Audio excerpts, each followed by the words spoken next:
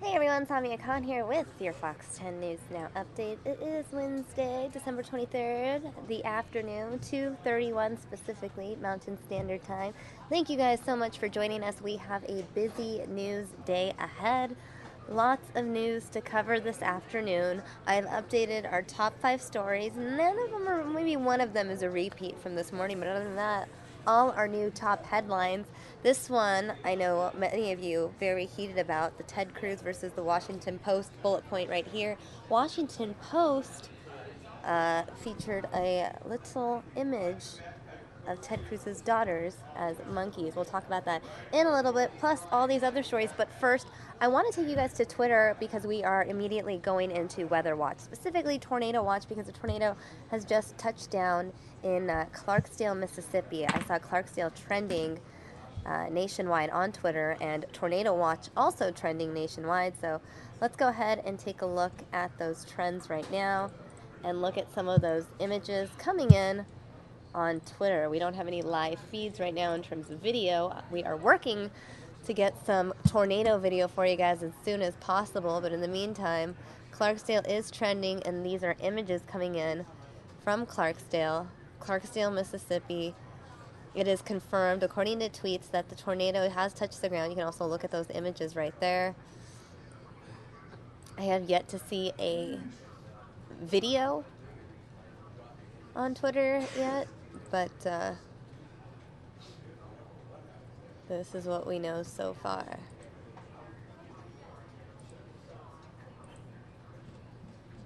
Let's see what the top tweets are right now. I wonder if we can find a periscope or something.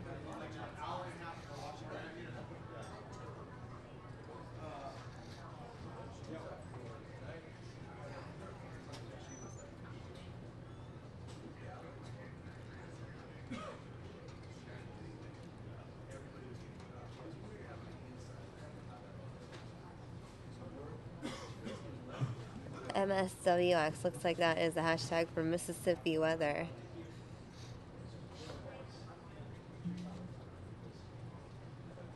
Right here, this one just posted 56 seconds ago. Still a very large destructive tornado on the ground just north of Marks, Mississippi. Tornado still on the ground, moving through Marks area, heading into Panola County. You can see the radar tornado warning is in effect.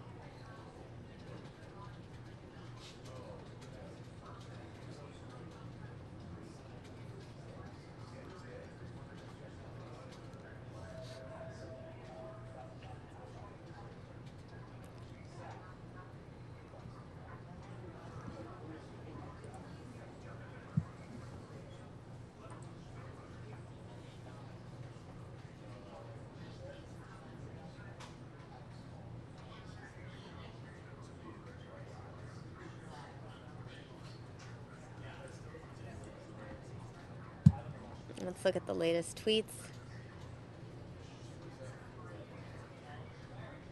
People posting prayers for the people of Mississippi. Tornado touchdown in Clarksville.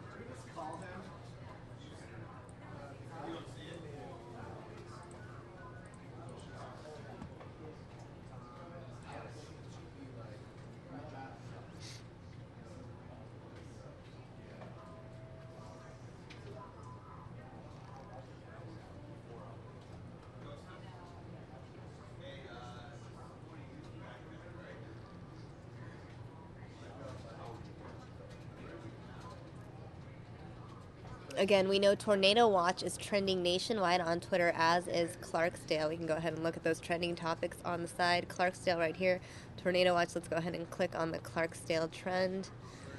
These are the tweets as they're coming in.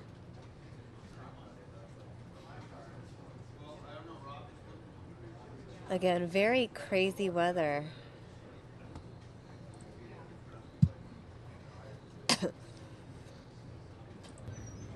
Let's see if we can listen to this one now. Look at the spit. You can see the stuff flying everywhere. Look how big that dude is at wide.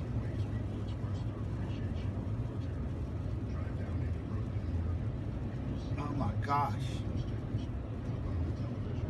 That is it. That's it. You see the stuff flying everywhere? Yeah.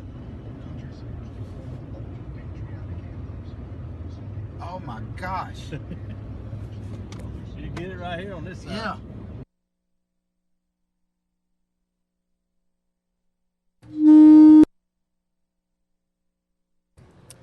All right, guys, let's continue to look at these tweets coming in. They're encouraging those out there in Clarksdale to get into a shelter. I'm seeing headlines on some cable news networks saying that these tornadoes could threaten millions, wind gusts up to 75 miles per hour. It's pretty crazy how suddenly weather has become the big story this morning. Let's go ahead and click the tornado watch trend now. Check that out on Twitter. Again, Tornado Watch and Clarksdale both trending nationwide on Twitter right now. We can go ahead and look at the areas hit. This is courtesy of the Weather Channel. This is an image that the Weather Channel had posted a few hours ago.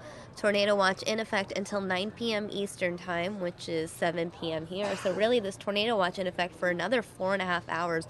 We already know that a tornado has touched down in Clarksdale, Mississippi, and we've heard reports that the tornado has been seen in Marks, Mississippi as well. It's possible we'll be getting more reports as the day continues.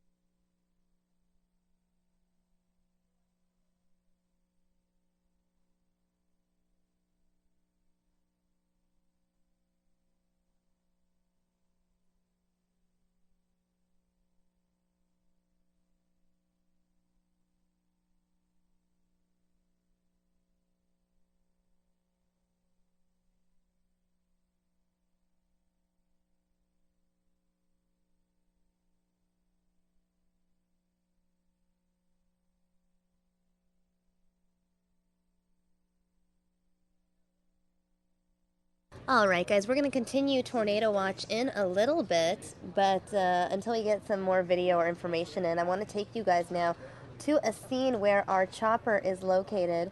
Don't know much information right now, but we know the chopper is at the scene of this barricade situation in Surprise.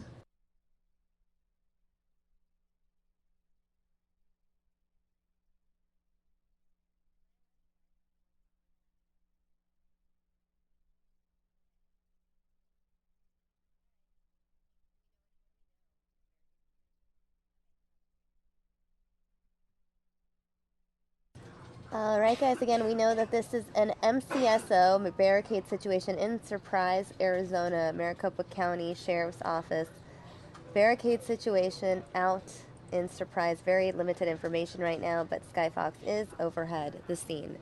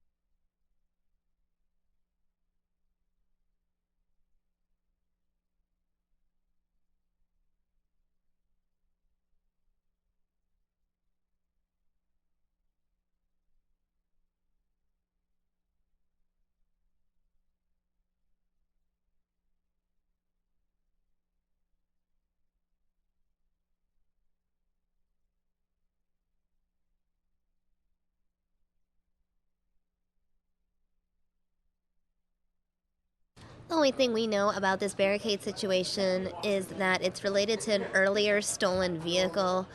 Earlier, we were told it was in Surprise, Arizona. Now, specifically being told that it is in Sun City, Arizona, still in that northwest part of the valley. Working to get you guys more information, but as of right now, barricade situation in the Sun City area.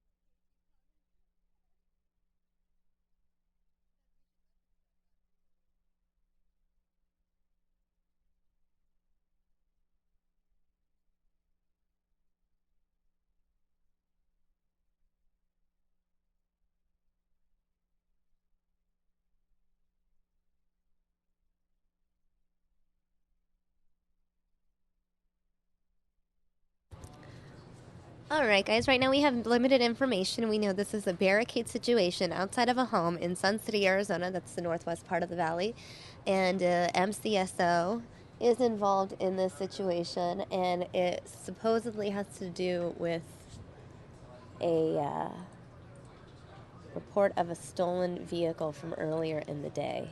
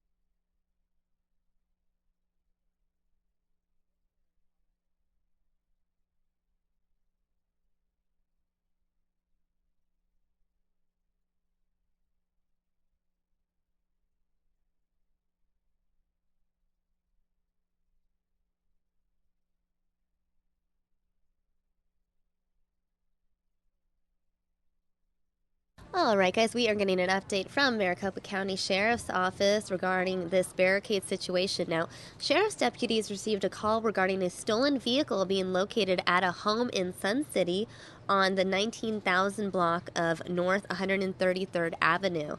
Now, once deputies arrived, several suspects ran out of the home and left in vehicles. Deputies engaged in a short pursuit after one vehicle, which crashed near Paradise Lane and Verde. Additional deputies arrived at the home where it is believed that one suspect is still inside.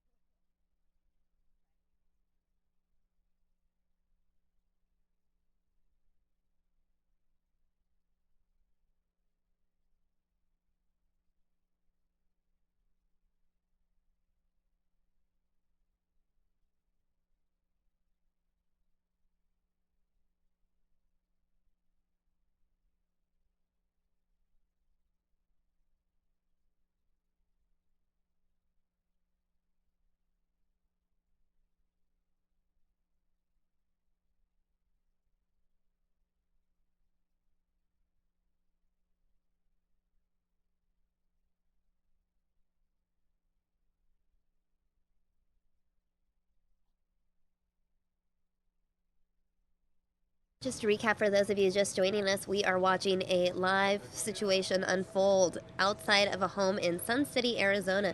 This is a barricade situation involving the Maricopa County Sheriff's Office. Now, earlier today, sheriff's deputies received a call regarding a stolen vehicle. That vehicle being located at a home, the home you're looking at right here, on the 19,000 block of North 133rd Avenue in Sun City. Now, once deputies arrived, many suspects ran out of the home and left in cars. Deputies then engaged in a short pursuit after one of the cars, that car crashing near Paradise Lane and Verde. Now, additional deputies arrived at the home, and it is believed that one suspect is still inside that house.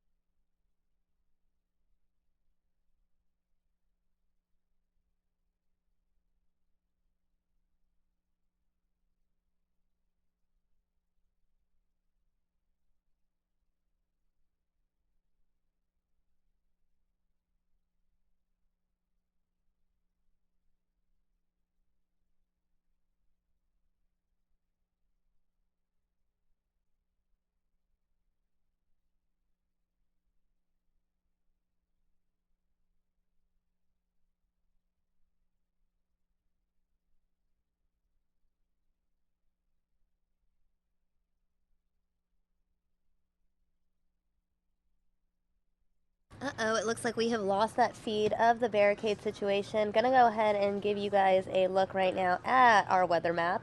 These are the lows currently. This is the future cast. This is for Wednesday, 3 p.m. That is basically right now. If you're looking at the map, you can look at that area, the Mississippi area. As you know, it's been targeted heavily. Let's actually go back to our weather tracking coverage, tornado tracking coverage, tornado watch, as they're calling it on the internet. Let's continue looking up this tornado information. I actually just have this up here from Fox in Memphis. It looks like they're posting some videos. Let's go ahead and listen in, see what authorities are saying. It's great coin.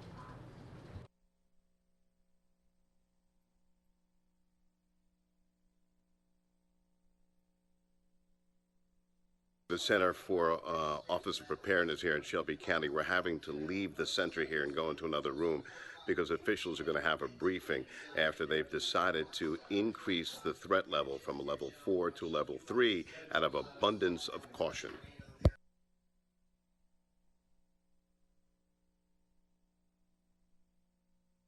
Idea what's happening right now. All right, so just to give you an idea what's happening right now, we are on I-55 southbound. There is a tornado that is about to cross over Interstate 55 about 2 miles south of our location right now. So we have decided to actually stop on the side of the freeway for just a second and wait for this to pass over Interstate 55. Then we are going to be en route to Clarksdale, Mississippi, where this tornado actually hit, and there was severe damage. So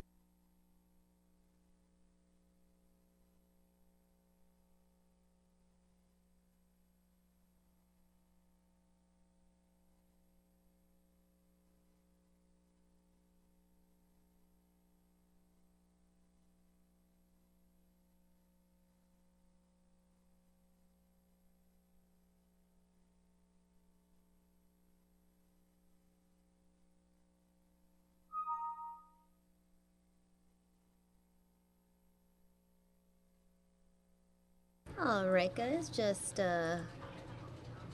getting another lower third ready so we can update the bottom of the screen so viewers know exactly what they are looking about. We're seeing these tweets from our Fox station in Tennessee. These lots of tweets coming in, so let's go backwards. First sighting of that tornado right there. And let's start listening. When we arrived here, we heard tornado warning, sirens going off. But I want you to take a look over my shoulder. You see that? Sunlight. Now I'm hearing that that's not good. Of course, you can stay up to date on air right now on Fox 13 and of course online at Fox 13 Memphis. Download our Fox 13 weather app. Stay up to date with that.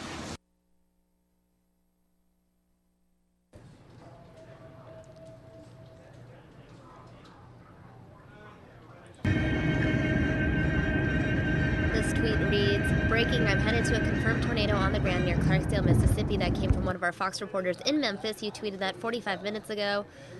These are the images coming in from the Fox 13 weather app. Again, Fox 13 is our sister station out in Memphis. You can see how intense that looks. Obviously, many parts of that region threatened. We know confirmed that a tornado touched the ground in Clarksdale, Mississippi, and the tornado warning is in effect until 9 p.m. Eastern Standard Time, which is 7 o'clock here, so tornado watch in effect, essentially tornado warnings in effect for another 4 hours.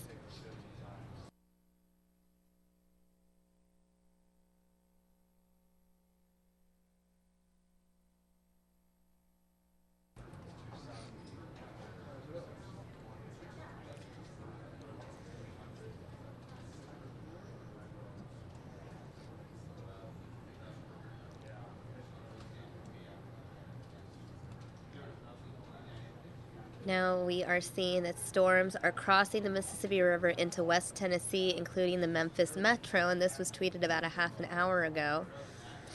Confirmed tornado on the ground 29 minutes ago, urging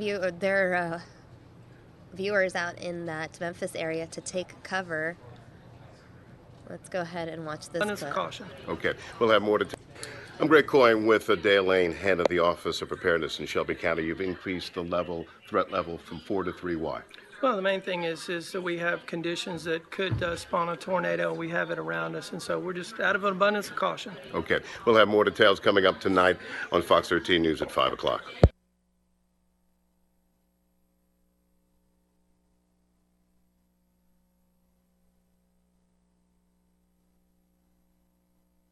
All right, guys, let's see what they're doing on their live stream. It looks like they have one set up. Maybe they are tracking the weather as well. We shall see. Again, this tweet saying over 300 lightning strikes with this specific cell.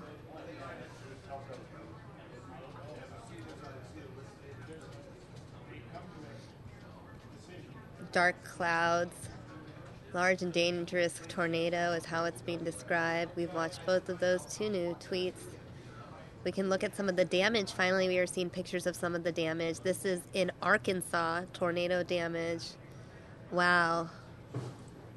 It is pretty crazy to look at. Again, these images are coming in the over the course of the last few minutes. Again, we are working to get you guys video coverage from the scene.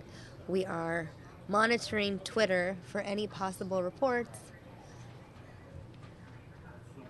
and any new information. Let's go listen in on their weathercast. I hope right this now. is upper level rotation, but at the moment, if it's going to happen, it's going to happen right here. So I want to make sure that we're all in a safe place. Let's go ahead and zoom in even more. So Aiken, Barr, okay, well I believe that's what Nick just mentioned. I think he said he was near Barr when he spotted this, what he called a violent tornado. So we just had live video from this area, and this is where I think it's probably still active. That thing may still be on the ground. Nick was on the ground, gave us a live shot, gave us a live phone interview, said it was a violent tornado. He had to move. They had to get out of the way. It's still holding together. Let's check that velocity one more time. That's it, folks. This is showing us rotation. This is showing us that momentum.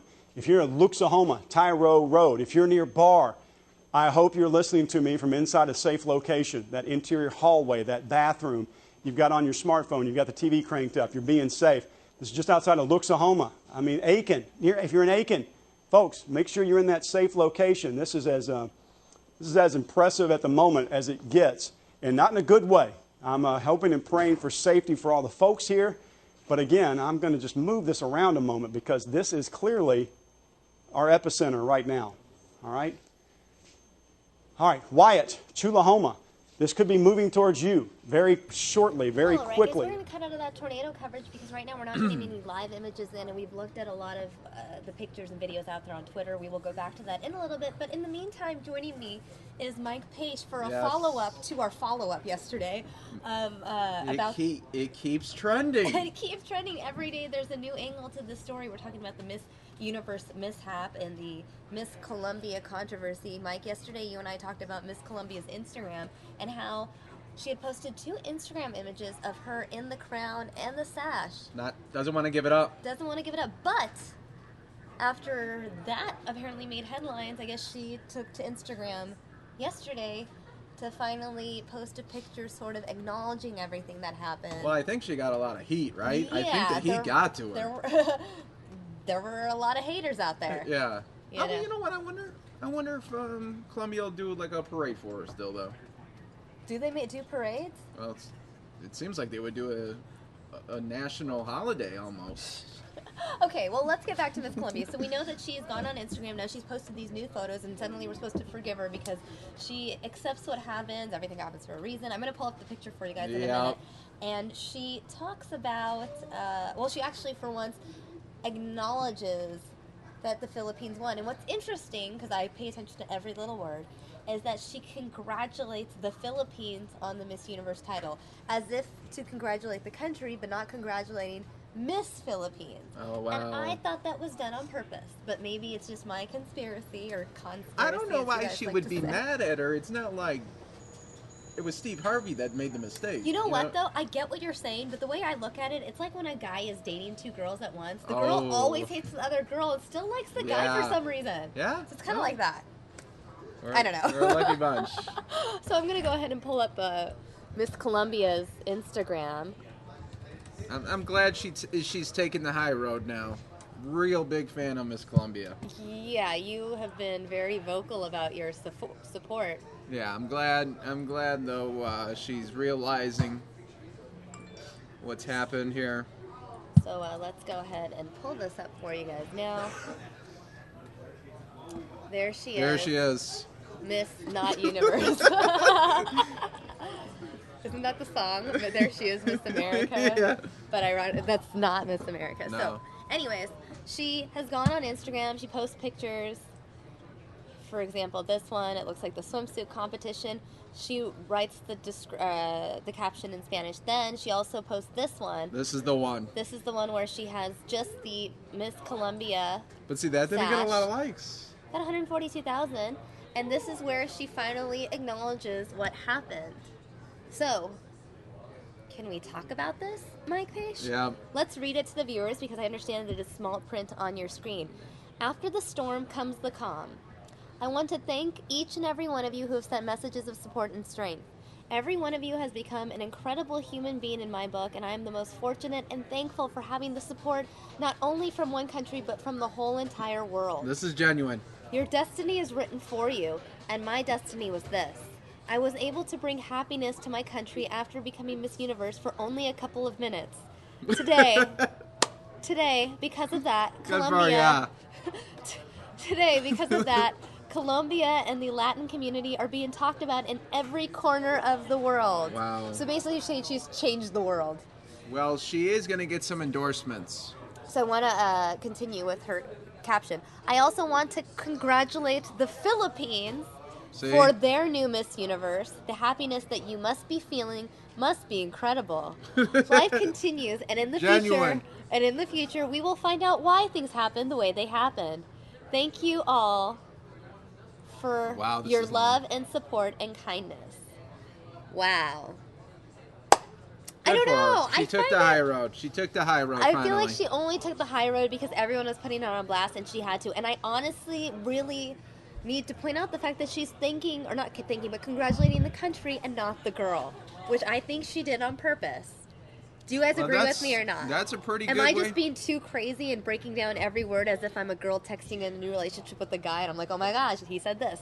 But I don't know. I think... I'm happy for her. Of course you're happy for her. You wanted Miss Colombia to win the whole thing. Yes. So... Who knows? Let's see what people say here. Let's see if they say anything. And some of you, the viewers in the chat room, trying to figure out what she's doing with her hand. That's actually, you make a heart with your hand. Yeah. I do it sometimes on the morning show. Alan says God said she wasn't ready. At least she took it well. Larry saying, just like American Idol losers get recording contracts, I think she'll make some money off of this. Hey, speaking of American Idol, the final season debuts on Fox. In January. I don't know, have you even seen the commercials for it? It's very sad. It's so sad. I love it because it features Ryan Seacrest holding a Nokia phone. Wow. Like old school. Wow. It was so great because it shows you over the years how the voting system has changed from those old school Nokia phones to now like Twitter and Instagram and all that. This is going to be a season finale you guys aren't going to want to miss in April and May. Yeah, but back to Miss Colombia. Let's see. Rachel saying, SK, I think so. LOL. Her way of being catty, maybe. Yes, thank you, Rachel. Rachel sees it. Rachel sees what I see. That she congratulated the Philippines, but not the winner herself. No, I just think she was trying to finally get that high road in. And FF in the chat room says, leave Colombia alone. I get it. Obviously, it is... What a week she's had, though, right? What a week leading up to Christmas. I know. And real quick, I want to acknowledge Billy in the chat room. Not that I ever care about Miss Anything contest, but they need to dump Steve Harvey. Well, they didn't dump Steve Harvey. In fact, he's doing the show next year. Yes. And I know Steve Harvey has been... As he should. As he should. He made one mistake. Right. Steve Harvey has been getting a lot of crap for what happened. But I want to point out this bullet point right here, bullet point 3. Steve Harvey is not the first to make a flub. So I saw this story trending this morning, and I was like, what? So Alan Thicke, as you may know from such hit shows as Growing Pains, also the father of Robin Thicke, in case you didn't know that. Yep. Apparently, he made a huge mistake back in 2006 at Miss World in Russia. Wow. Where he didn't really make the mistake, but the wrong girl got crowned and sashed. And if you listen to him carefully, you can tell that he was reading first runner-up and the winner, but I think the way he did it so quick back to back, there was utter chaos and confusion, and backstage all the contestants were so pissed off. I want to play this clip. Have you seen this clip yet? No, I do want to see this clip. It's so entertaining. Wow, you really got a clip. I do. I really have a clip. It's so good. Alan, someone got thicked. Yeah, so wow. I like the title of the article that I saw because it's like, yo, Steve Harvey, I'm going to let you finish, but Alan Thicke had one of the best pageants. What a show. Of all time. So this is on YouTube. What a show we're watching here. Yeah, so I'm just going to pull this up. Let me play this video for you guys. It is very entertaining. No. Yeah, it's a pretty lengthy clip. We're just going to watch. Miss World. So we're going to watch it with you guys. You're going to see me and Mike in your corner so you can see Mike's genuine reaction Yeah, to this is the first time I'm seeing this. I don't know what's going to happen. Seeing this, guys. I don't know what's happening here. This is the first time I bet many of you are seeing this. And it's I don't know going what's to be happening right now. Very exciting. Mrs. World 2006, would you ladies please come forward? Here they are. Now, if, for any reason, the new Mrs. World cannot fulfill her obligations, cannot finish her duties, that means the crown and the title and those duties will go to the first runner-up. You will, however, keep your same husband. The first runner-up is Mrs. Costa Rica, Mrs. World 2006, Mrs. Russia. Победительница конкурса «Миссис Мира 2006» становится «Миссис Россия». So he does actually say the right thing. He says first runner-up, Miss Costa Rica. Holy moly. But the way he says he's first runner-up, Miss Costa Rica, Miss World USA, saying it loudly so everyone thinks it's her, and then he's like, Mrs. Russia. And so he said them all. So this whole thing is happening, this spectacle, with the child floating from the ground and dropping the crown, and then even Mrs. Russia thinks that Costa Rica's gotten it. Everyone thinks Costa Rica's gotten it. Then it gets good though, but it keeps going, and then they use this as part of the broadcast. So let's continue to listen. No. Mute our mics. Mrs. World 2007, for now, enjoy Mrs. Russia, Mrs. World 2006. Thank you, everybody. Spasibo! Мы поздравляем Mrs. Russia. What have you done? This is Russia won, not this is Costa Rica. Mrs. Russia is the announced winner. However, the sash and crown have been mistakenly placed on the runner-up, Mrs. Costa Rica. When we come back, who is the real Mrs. World and who will keep the crown? To a confused crowd in St. Petersburg, Russia for Mrs. World 2006, where there is a question as to who should be wearing the crown. Did you hear what happened? Mrs. Russia is the winner.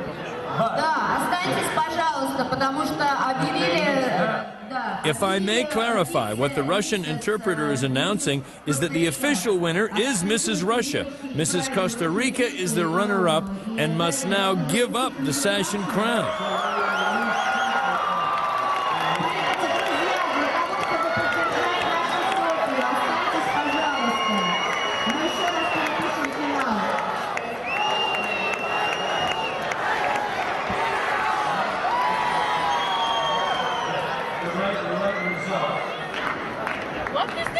But Sheva put the crown on the wrong lady.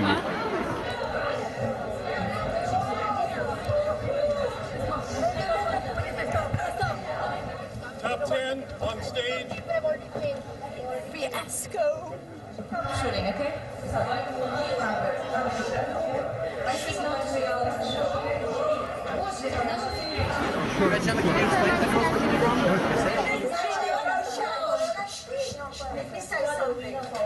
Just say something. You know what? She was never at one rehearsal. It will each one of us, they're professional people here. We leave our family, we leave everything to come here, not to see this.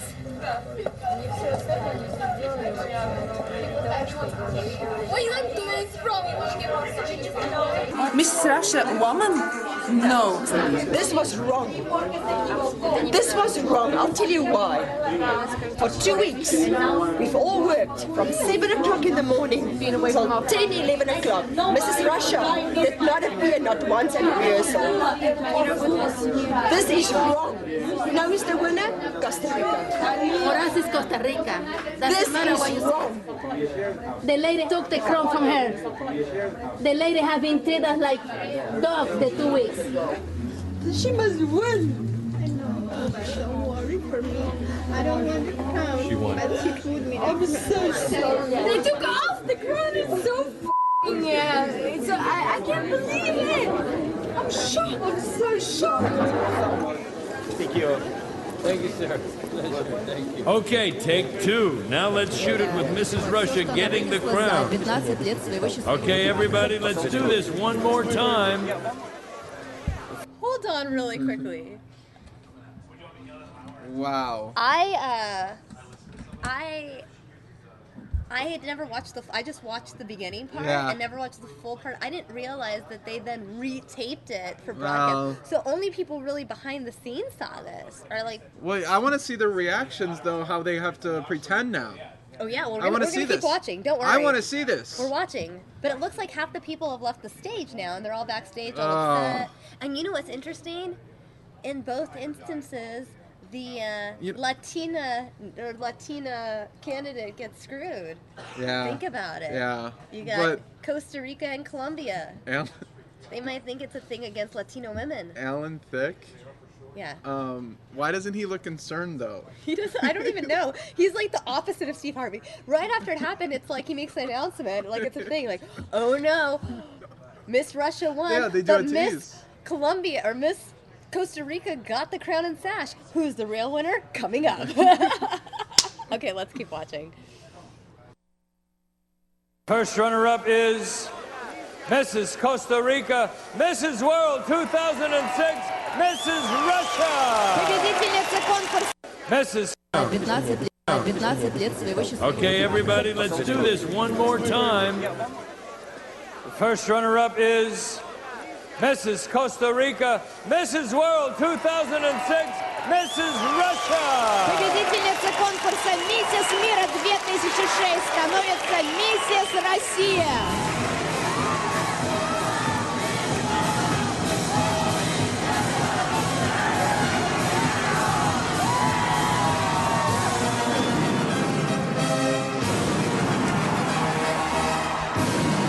All right, guys. So what's interesting is you pay attention to the background. You can already see that there are less women behind her.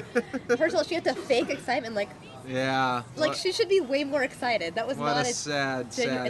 And now this angel girl has to get dropped again. She's probably having fun, like, oh yeah, I get to fly a second time. I don't know. What a sad show. One of the things to keep in mind, though, it's just, interestingly enough, that this Mrs. World pageant took place in Russia. Yeah. And there were already people thinking that it was fixed because this Mrs. World is the wife of some Russian mob guy. Can you believe apparently. it? Wow. Wow. Wow, let's keep watching. Let's see how. There's a whole year of beauties all over the world for the new Mrs. World and an entire royal treasury as well. She keeps her crown, of course, and much, much more.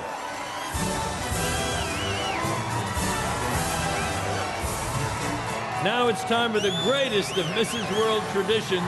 Our brand new winner takes her first royal walk. Ladies and gentlemen, it's my honor to present Sofia Arzhavkovskaya of St. Petersburg, Russia, Mrs. World 2006. И букеты всем нашим девушкам, которые приняли участие в финале конкурса «Миссис Мира». From the stage of the monumental Oktoberskaya Theater in St. Petersburg, Russia, to your very own living room, thanks to our friends at We Women's Entertainment. Thanks to you for joining us for all of the thrills and excitement of this. Can we just acknowledge how Miss Russia's walking now? I know, very happy, very excited. This whole thing is absurd, but I figured, I mean, I really had to show you this video, Mike. I was like, really excited to show this to you because you and I have been talking about this story all week since Monday. I mean, first we're talking about Steve Harvey, then we're talking about Miss Colombia, now we're talking Miss Colombia and Alan Thicke, and there's just so much going on with this story. And I do have to say something though with this video here. Yeah. 2006, didn't it look like it was straight out of 1985? With their hairstyles? Well, even the quality? The quality of the video, everything. Well, keep in mind that this was before just everything 10 was years ago. HD. This was before everything was HD. In 2006, I mean, it was just when YouTube was launched, so it's not like you could upload high quality video either. And it's probably like recorded off of a TV screen. Just 10 years ago. Get that through your heads, everybody. It's fine. Stop judging. Leave the judging to the pageant judges. Wow. Anyways, so that's that, you know. Billy in the chat room saying, why didn't the first chick just run off with a crown yelling, it's mine, mine, oh, mine. See, she didn't have Instagram to have her moment. I know, and this was before Twitter, too, so she probably maybe had a Facebook, but Facebook had only been around 2 years. I bet she didn't. She didn't get a moment, did she? This is so different. Imagine if this happened today. We would all be talking about it. I'm really glad Miss Colombia has her moment now. Well, I really think that everything does happen for a reason. And usually when these scenarios happen, it's good for you. It makes you more high profile. Honestly, if she was just the normal first runner-up and Steve Harvey hadn't messed up, no one would know Miss Colombia's name. No one would be talking about Miss Colombia. Miss Colombia now has an opportunity to make so much money because people know of her at least. She's now famous. Before she was probably just famous in Colombia. Now she's worldwide famous. So I feel like this is a really good opportunity to monetize the situation.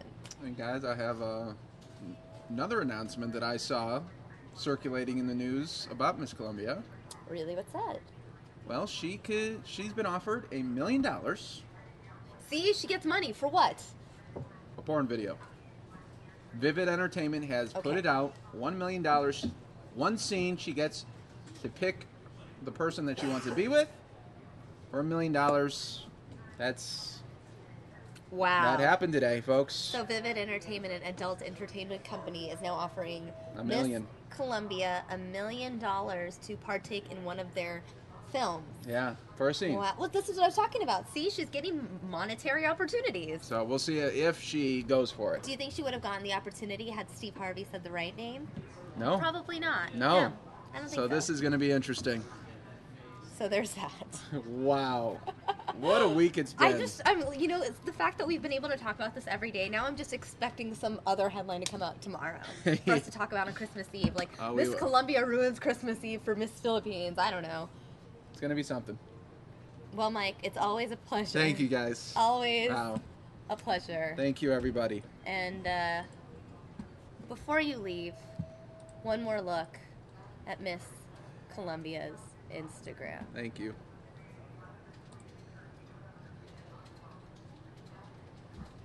Thank you.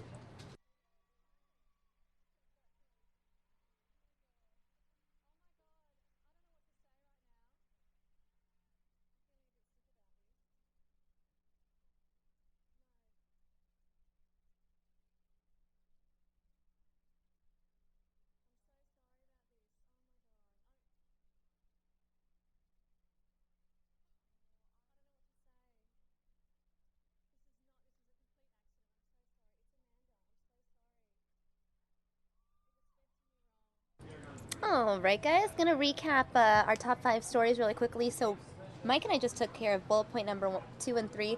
Real quick, want to talk about this story, Ted Cruz versus the Washington Post. A lot of backlash against the Washington Post over this ad featuring Ted Cruz's daughters drawn as cartoon monkeys. Gonna pull this up for you now because it's all over the internet anyway. So Ted Cruz cartoon is like the #1 Google search right now. I'm gonna do a Google image search.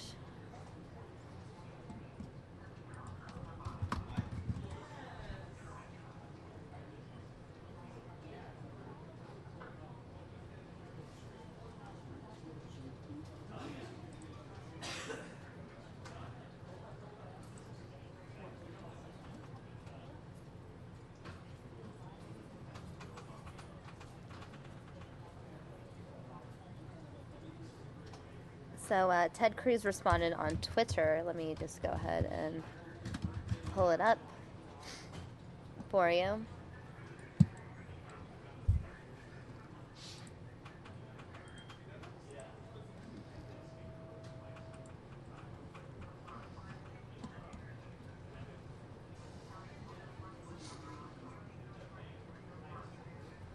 People very upset.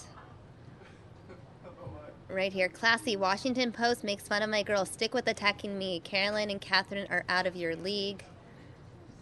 And then shares this tweet, which has been since taken down. However, the image is still out there. And so I am going to show it to you because it exists in the internet world.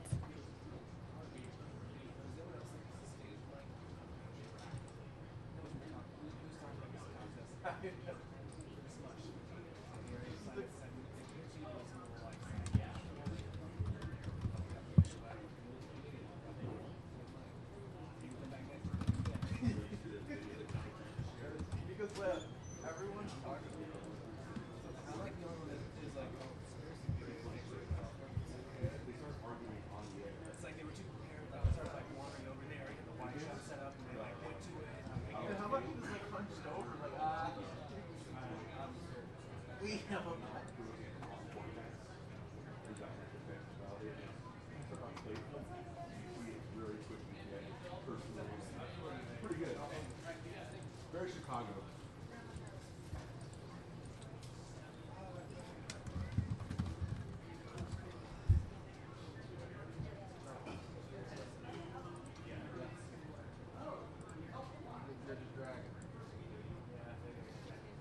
All right, so this is the ad that was posted on his website. There's this image right here. You can also just find it here. Washington Post mocking Ted Cruz's kids.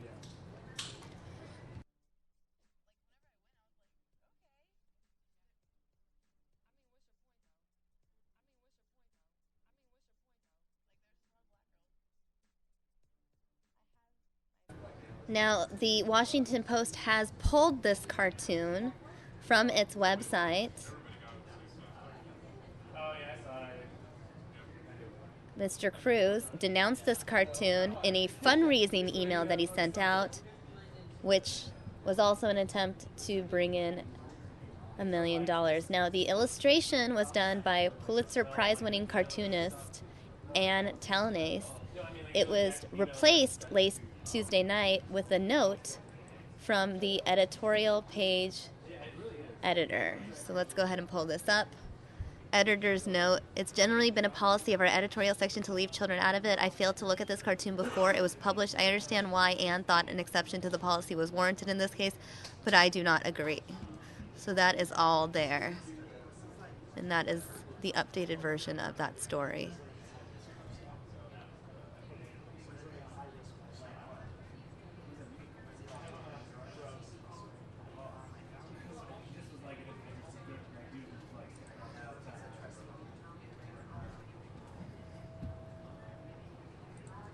So there's that. Moving on, we have this story right here. El Nino is to blame for the upside down weather. So in case you guys are wondering why the weather sucks here in Arizona, or why it's not that great compared to the East Coast that are enjoying pleasant temperatures in the upper 60s and 70s while we are in the cold, and by cold I mean Phoenix cold.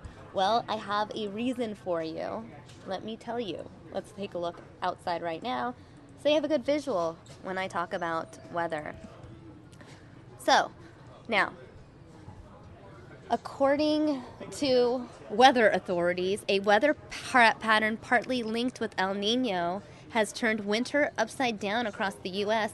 during a week of heavy holiday travel, bringing spring-like warmth to the Northeast, a risk of tornadoes in the South, which we've now seen have turned into a real threat, those tornadoes hitting Mississippi earlier this afternoon.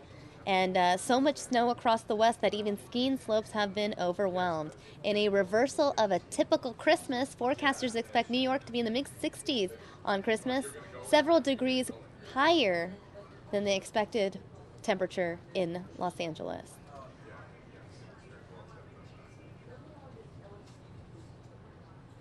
So there's that information for you.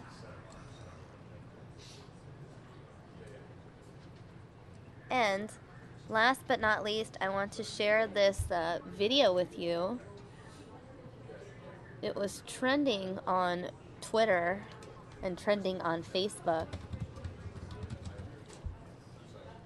It is a gun violence campaign that features Steph Curry and other basketball players, basketball stars really.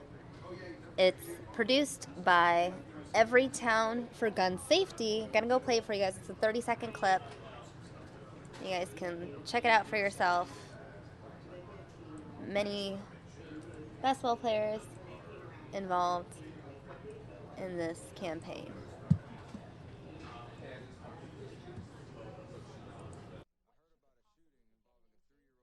Over the summer. My daughter Riley is every single I heard thing about a that you are shooting involving a against. 3-year-old girl like over the summer. abortion. My daughter I don't Riley's believe in that age. affirmative action. There was a point when I felt that I was going to die.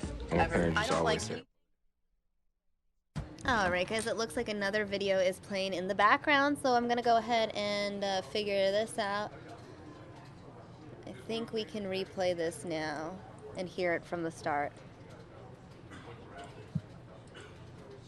I heard about a shooting involving a 3-year-old girl over the summer. My daughter Riley is that age. There was a point when I felt that I was going to die. My parents used to always say a bullet doesn't have a name on it. Someone put a bullet in the back of my 14-year-old son's head. The gun should never be an option. We're Americans. We don't have to live like this. We can all make a difference. In the United States, 88 people die of gun violence every day. We can end gun violence.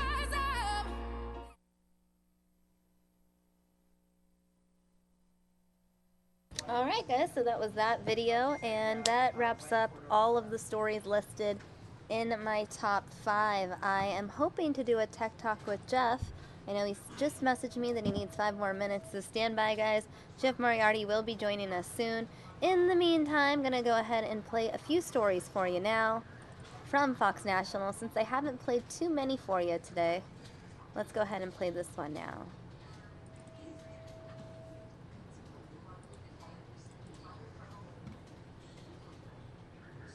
Which one do I want to play?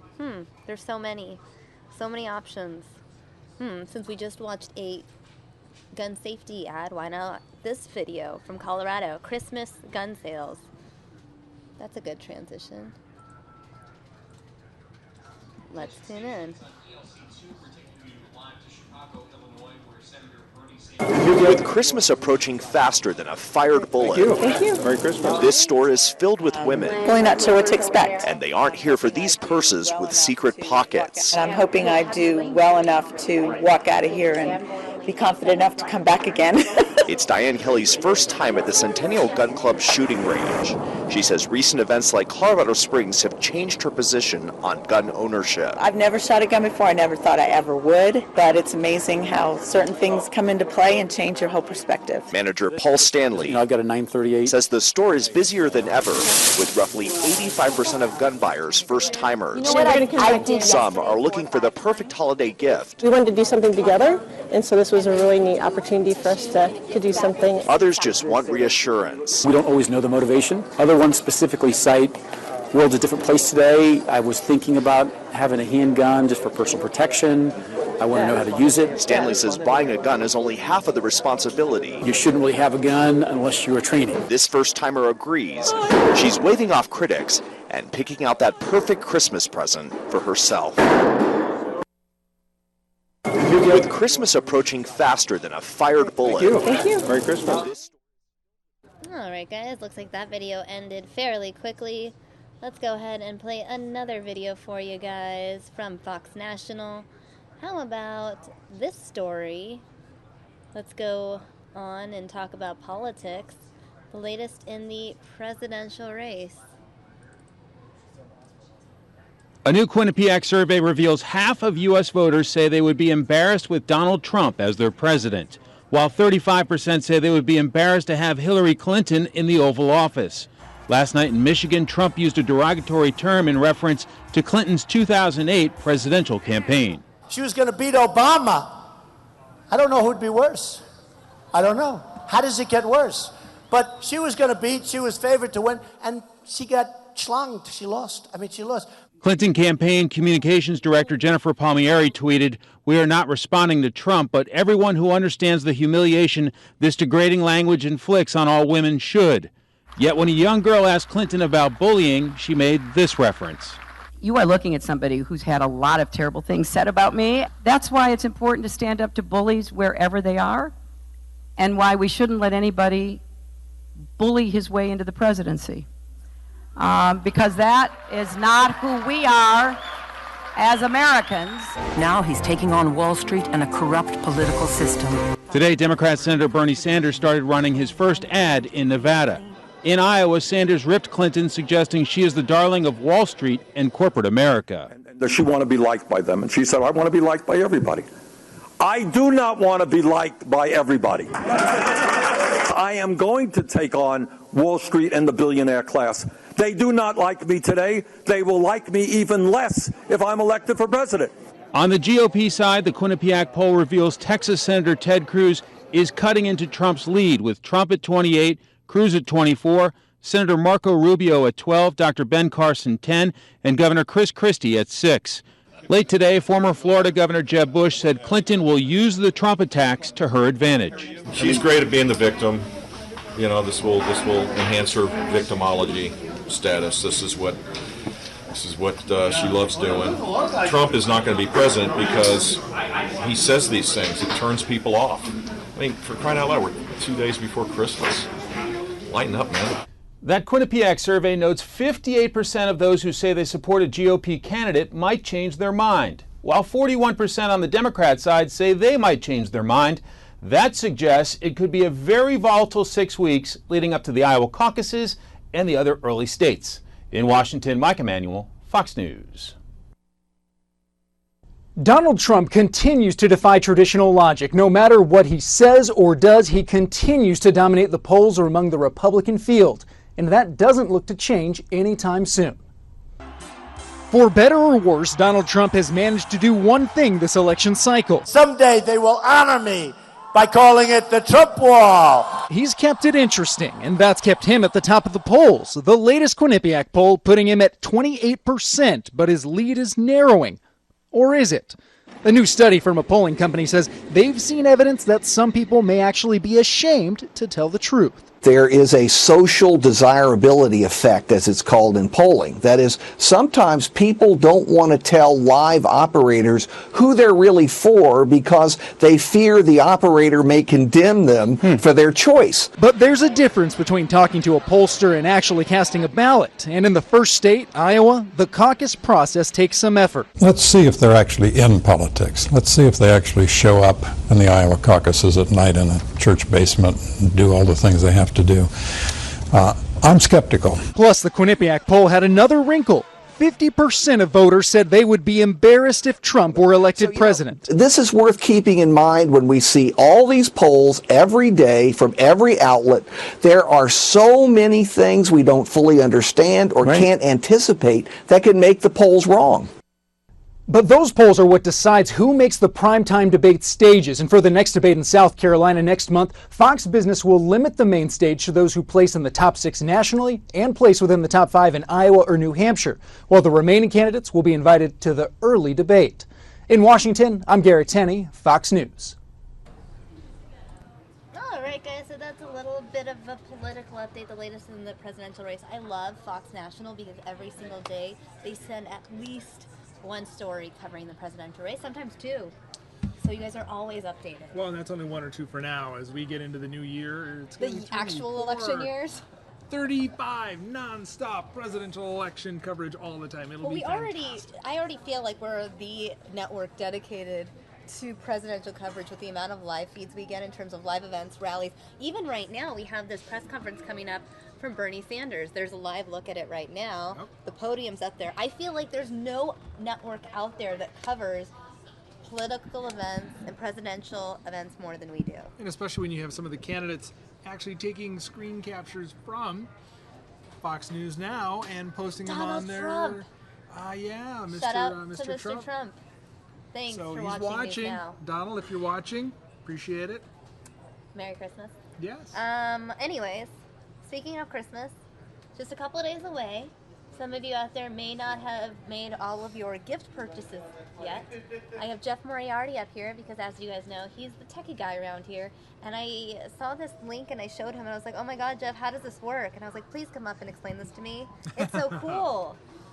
The Mega Go-Kart? Yeah, there's this go-kart that's like not your average go-kart.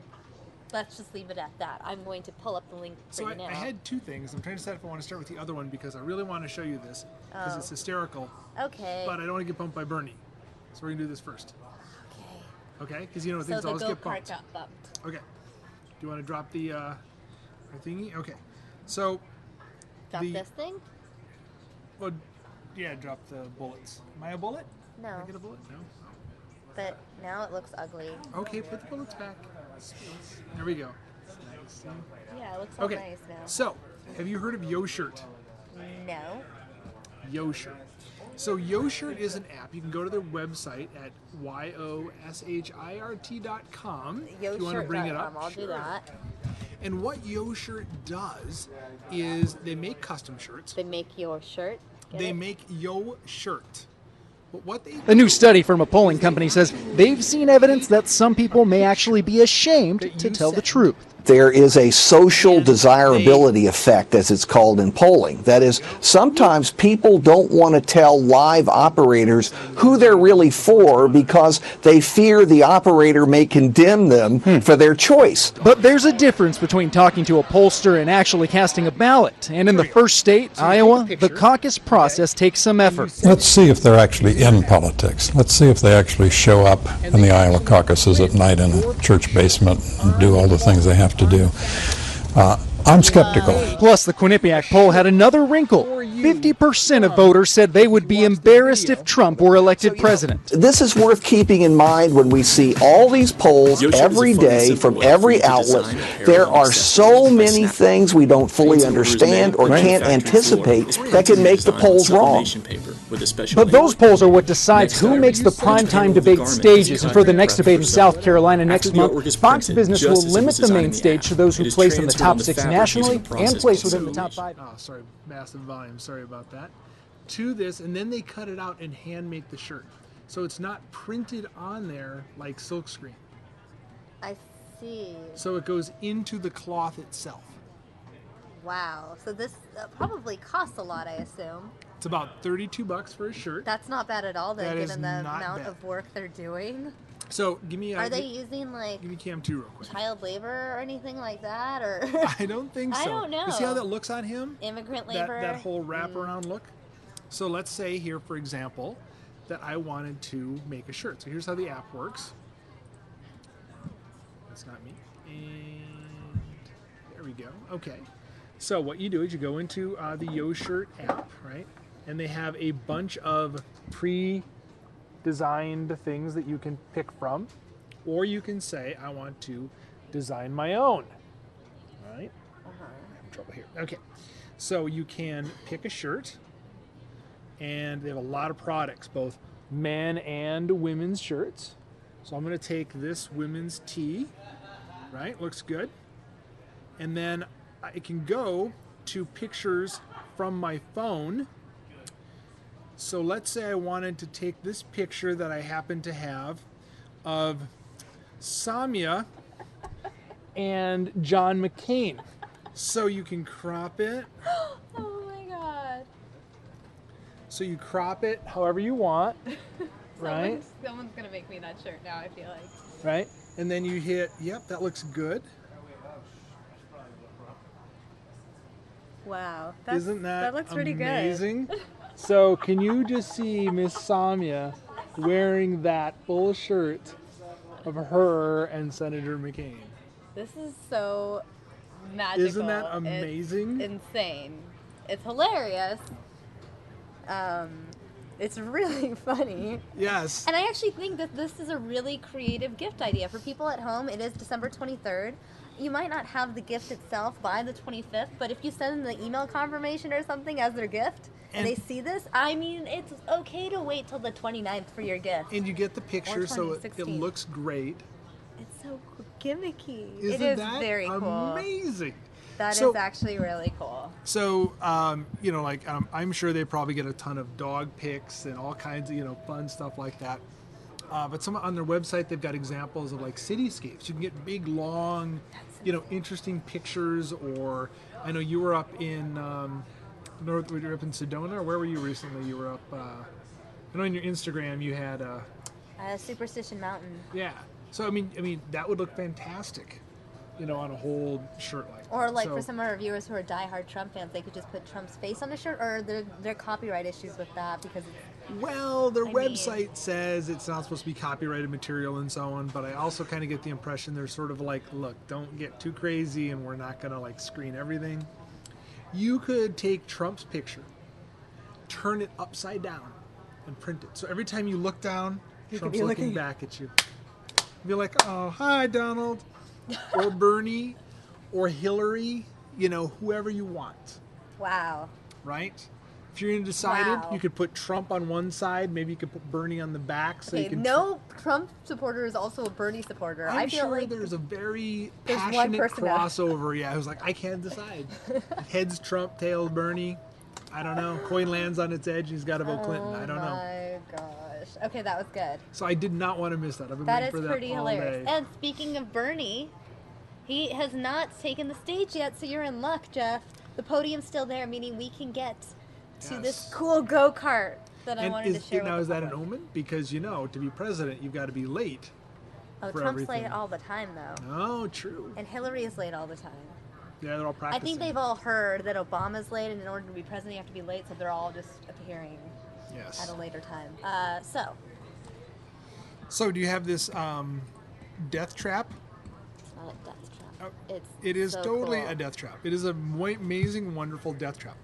So this is available on Craigslist. Do you remember where it was offhand? Which Craigslist? Not offhand, but we can find that out. I'm going to go ahead and show the viewers momentarily. So this is a jet-powered go-kart. This is amazing. It's amazingly horrible. It's diesel-powered, I believe. It has 300 pounds of thrust. So this is from Middletown, Maryland. Yes. Now, did you ever have a go-kart? No. I went to the little amusement parks in town and went on those go-karts periodically, but not even that often. Like the little zip around the track ones? Yeah. Mine didn't even have a motor. I had the old school, find the tallest hill, and you drive it down and you scream, ah! You got no Weren't control. those like box cars?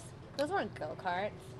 Yeah, I guess maybe technically it was a box car. We called it a go-kart, but we were like little kids, so yay. Maybe it was a go-kart then, but maybe then later on, they turned go-karts into go-karts that you could actually drive, and those became box carts. I don't know. Whatever. But it certainly did not have 300 pounds of thrust. So what does that mean? Gonna get, that means that you are going. See that little plastic seat? There's a reason, that it has a little tiny thing that has a seat belt on it, because you could go flying out of that thing.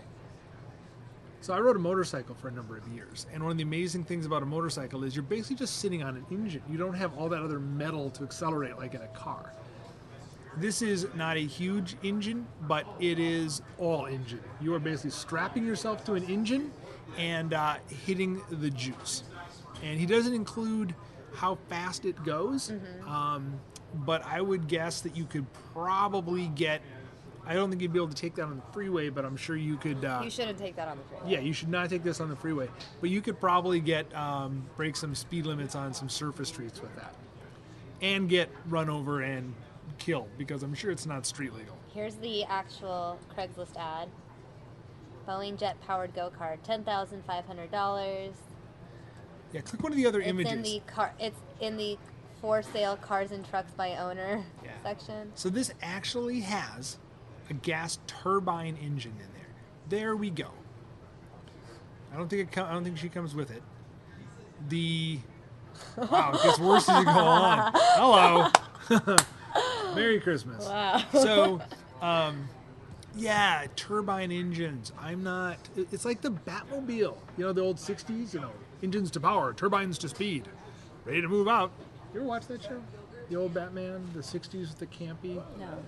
Just, let's keep going. Sorry, anyway. So that had a turbine. So this is an absolutely amazing, if you have 10 grand, substantially more than a t-shirt. You could combine them, you could take this picture and put this picture on a shirt. For a $10,532 shirt. Yes, then you can have the best of both worlds. Well, Jeff, thanks for giving our viewers some techie Christmas present updates. I'm guessing it's highly likely that more viewers will opt for the first Christmas gift option as opposed to the second, given that there's only one of these jet-powered go-karts. The fact that the Craigslist ad is still up, I'm assuming it means that the vehicle is still available, although I feel like given that there's so many articles written about it that it's sold, and maybe the guy just wants to keep the ad up to see how much interest there is to perhaps build more of these. Who knows? Well, he says in the bottom of his article here that for more information on this cart or other gas turbine jet engines, contact Seth. So I think maybe Seth is trying to build a business for himself, making death traps. Pretty good. Well, Jeff, thank you for that update. My pleasure. I'm going to show viewers the podium that Bernie Sanders is about to speak on, and I'm going to let Mike Page take over right here on News Now.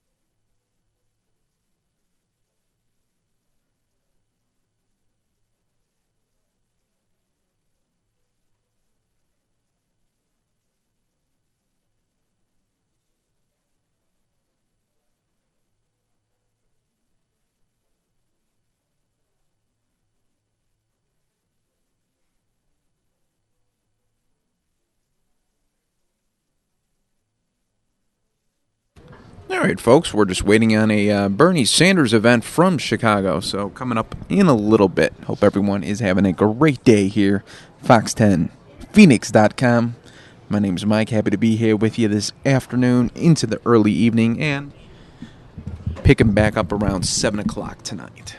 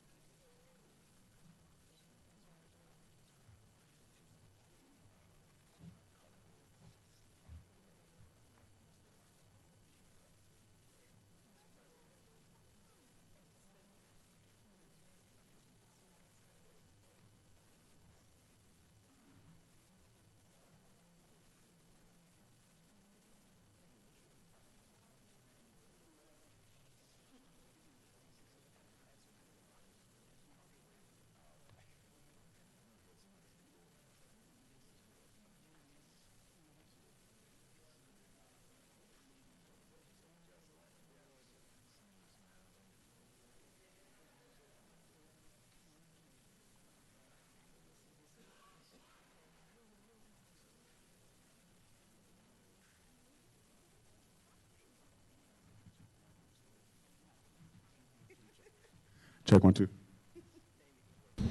Folks, it says that Sanders will be joined by activist and artist Killer Mike, Colonel West, Ben Cohen, a founder of Ben & Jerry's, former Ohio State Senator Nina Turner.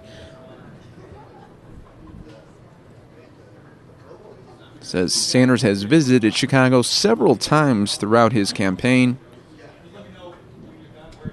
We'll be interested to see what he talks about at the Village Leadership Academy in Chicago.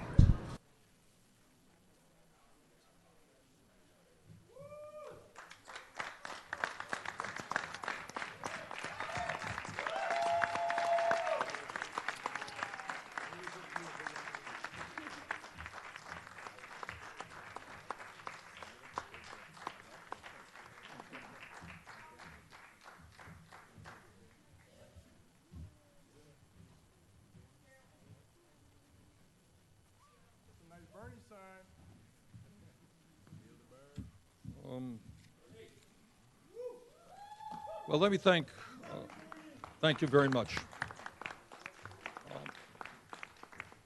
Let me just thank all of you for being here and to thank the many people who are behind me, too many to name right now, but almost, well, without exception.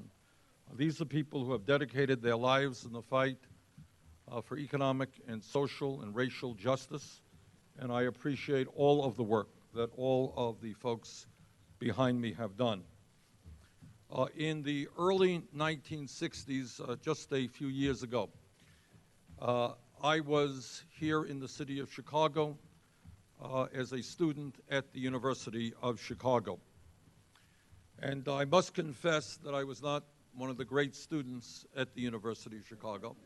Got to admit that. And in fact, I ended up learning a lot more off campus than I did on campus. And what I ended up doing is spending a considerable amount of time working with people in the community, African Americans, Hispanics, trade unionists, and people who are fighting for racial and economic justice.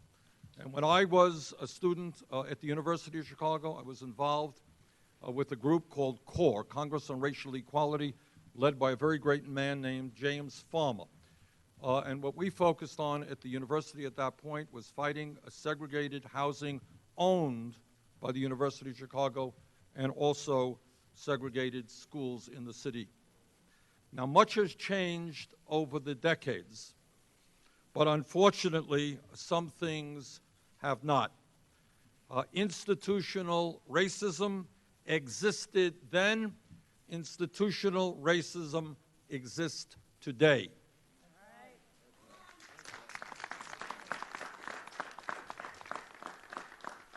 The criminal justice system was broken then. The criminal justice system remains broken today. And that is the sad reality of where we are as a country. So let me just say this kind of briefly. I consider the issues of institutional racism and reforming a broken criminal justice system one of the most important things that a president of the United States can do. And it will be an enormously high priority for me. And let me just very briefly tick off some of the issues that I think we have to address and some of the solutions that we have to bring forward. But let me also say, I don't believe that I have all of the answers. And I intend to work with the African American community, the Latino community, to address these issues. No president, not the best intended, can do it by himself. So what are the issues? Let me start off with what, to my mind, is an international embarrassment. And every American should be embarrassed. And that is, we in America today have more people in jail than any other country on earth. Now, I want you to think about it. China is an authoritarian communist country, 4 times our size. We have more people in jail than China. And those people in jail are disproportionately African American and Latino. All right? Now, it's important that we discuss the fact that if current trends continue, 1 in 4 black males born today, a baby born today, can expect to spend time in prison during his lifetime. What an outrage, what a tragedy, what a destruction of an entire generation. Blacks are in prison 6 times the rates of whites. People of color are incarcerated, policed, and sentenced to death at significantly higher rates than their white counterparts, which is one of the reasons I am calling for an end to the death penalty in this country.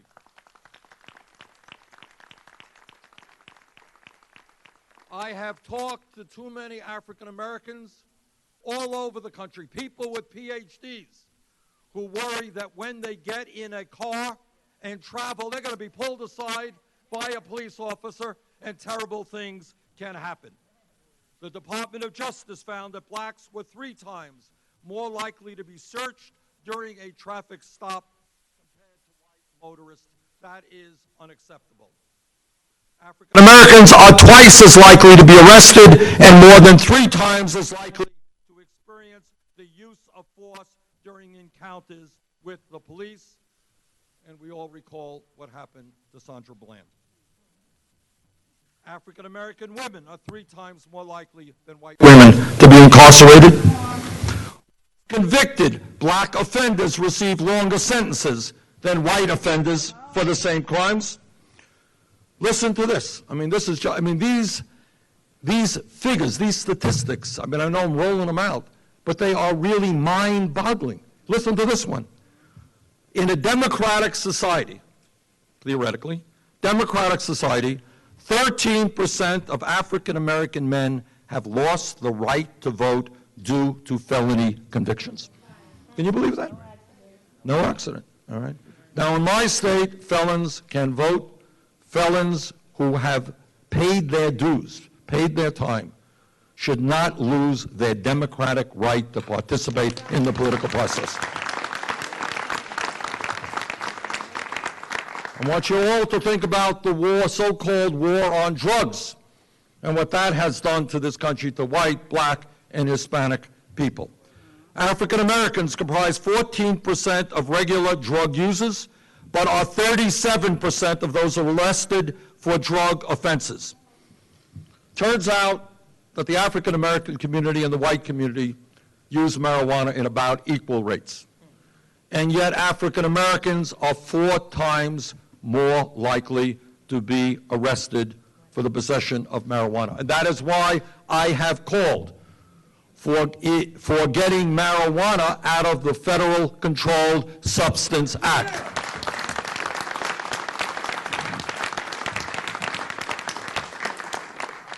Too many, and over the decades I'm talking about millions of people, poor people, people of color, white people as well.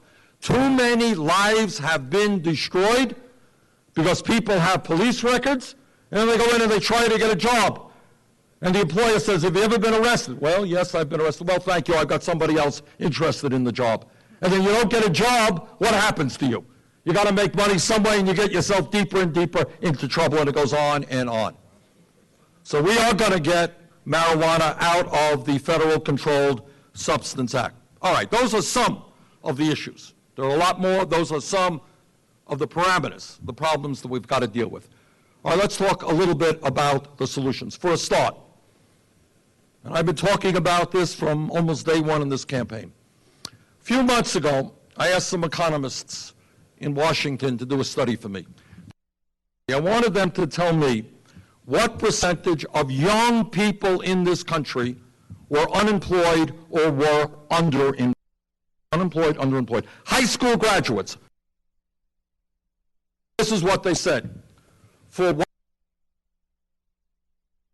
high school graduates, unemployed, Latino kids, 36%. In America,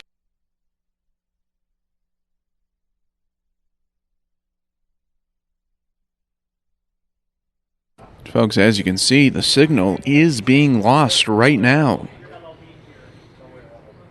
Let's see if it can come back. If not, we'll play some other shows for you.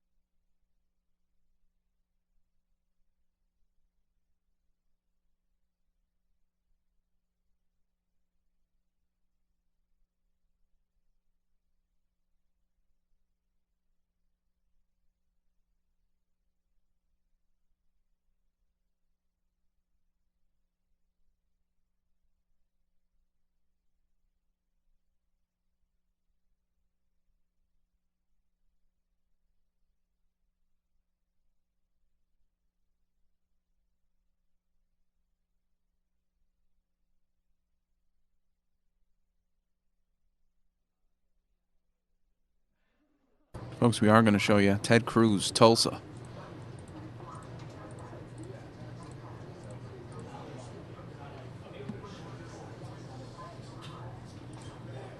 Here in the great state of Oklahoma. And I'll tell you, all across this tour, it has been incredible. The energy, the passion, the enthusiasm that we're seeing. The grassroots are on fire. And what we're seeing all across the country is we're seeing conservatives uniting. Conservatives are coming together behind this campaign. We're seeing the old Reagan coalition coming back together. We're seeing evangelicals and conservatives and libertarians. We're seeing young people and Hispanics and African Americans and Jewish voters and women and Reagan Democrats all coming together. And that from day one has been the key to victory. If conservatives unite, we win. And we're seeing that happening more and more every day. Happy to answer any questions. Senator, do you think your reputation as somewhat abrasive and unwilling to compromise might affect your chances in a general election or your ability to govern? Well, look, I understand that folks in the press want Republicans to go to Washington and be docile and house-trained. They want Republicans to behave, sadly, like Republican leadership does, rolling over and funding the entirety of the Obama agenda, giving in to Chuck Schumer and Nancy Pelosi and funding Obamacare and funding executive amnesty and funding Planned Parenthood and funding the catastrophic Iranian nuclear deal and funding President Obama's indefensible plan to bring Syrian refugees to this country, even though the FBI has told us they cannot vet those refugees to make sure they're not ISIS terrorists. But it is only in the crazy environs of Washington, D.C., the establishment, and a lot of folks in the press that people want Republicans to surrender more. I'll tell you what the American people want, is they want leaders who actually do what we say. They want leaders who will stand up and follow through and defend the Constitution and defend our freedom and stand with the American people. And I think that's precisely why our campaign is seeing such tremendous energy. And you talk about the general election. Every stop we have across the country, people come up and say, I'm a Democrat.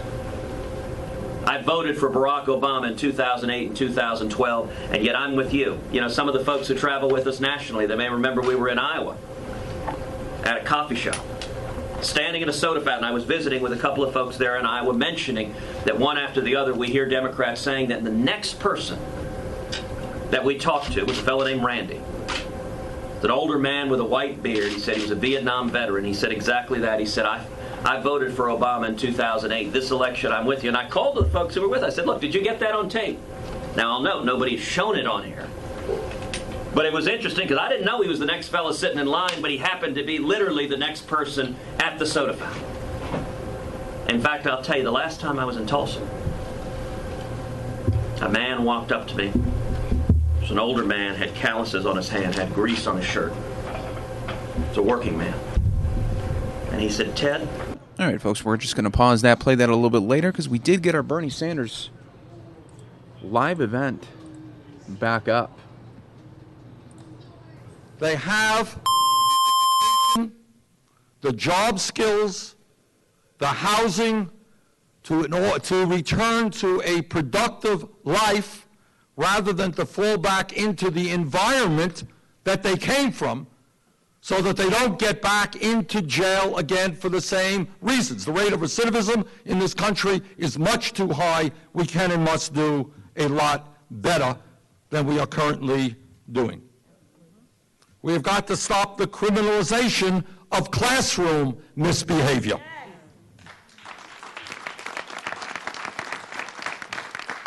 There is a pipeline from school to jail that we have got to turn into a pipeline from school to a promising future. And that is why we are fighting hard to see that every public college and university in this country is tuition free.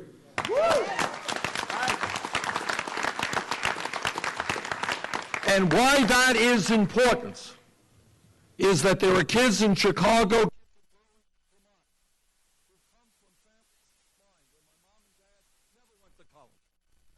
I want those kids in the 4th grade. As you can see, folks, they are having some audio problems here. I want those children, their parents, and their teachers to know that if those kids study hard and do their schoolwork well, they will be able to get a college education regardless of the income of their families.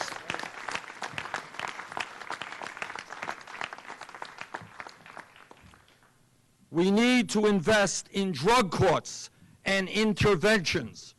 Addiction is a health issue, not a criminal issue.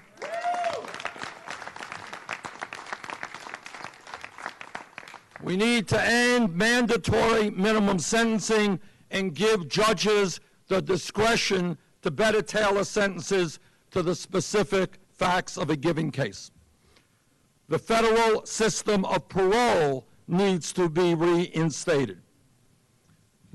So those are just some of what I think has got to be done with criminal justice.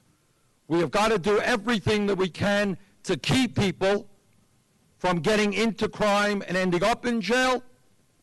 We have got to make sure that when people who are in jail get out, they don't return back into jail.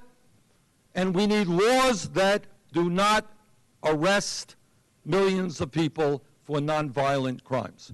So there's an enormous amount of work to be done, and I think what we are seeing in recent years is a coming together of all kinds of people, strange bedfellows, some conservatives who may not hold the view that we have, but they're saying, you know what, we're spending $80 billion a year.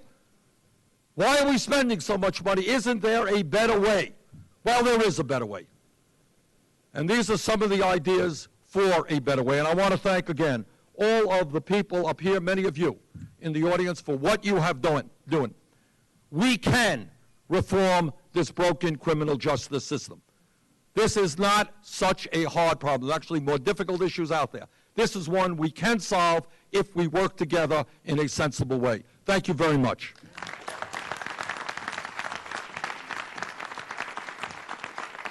Okay. I've got to catch a plane soon, or else I'm not going to make it back to Vermont for the holidays, which I really, really, really want to do. So let me take a couple of questions, if there are some. Let me get any of the media out there? Okay. Yes, yeah, sir.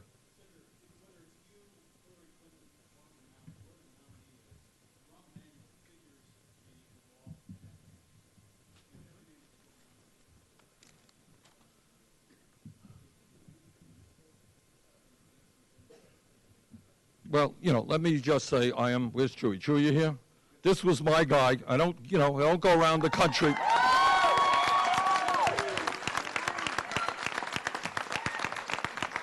And I'll tell you why. I don't, I am the senator from the state of Vermont. Okay, so I don't go around the country getting involved in local politics. Why did I come here to campaign for Chewy? I came here to campaign for him not only because of the ideas and the programs he brought forth, but even more significantly, he was trying to do and is trying to do here in Chicago what I'm trying to do nationally. He's bringing people together, working people, Latinos, African Americans, whites, to create a political movement so that local government, and in my case the federal government, works for all of us rather than just the billionaire class. So if the question is, do I want or need Rahm Emanuel's support for president, in all due respect to the mayor, no, I don't.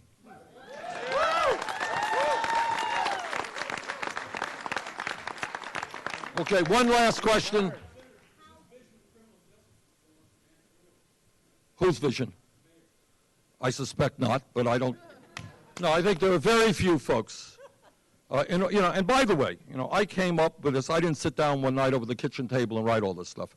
We work with a lot of people, including some of the people up here. And I don't think this is comprehensive. It's not everything that has to be done. But my pledge is that I will continue to work with the best people in this country who know that our criminal justice system today is failing and that there is so much more. And let me conclude by saying this. I don't make a whole lot of promises on the campaign trail, but this is one promise I have made, and I repeat to everybody here. At the end of my first term as president, we will not have more people in jail than any other country, period. All right. Thank you all very much.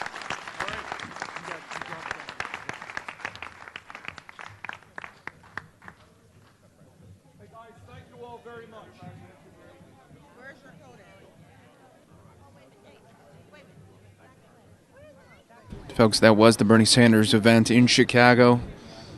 He's rushing to get to his plane to get back for the holidays in Vermont.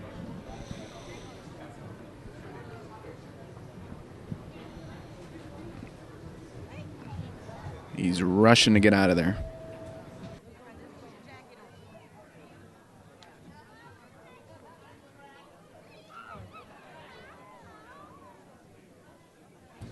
Okay, folks, we're going to show you the Ted Cruz event from earlier today back in Tulsa.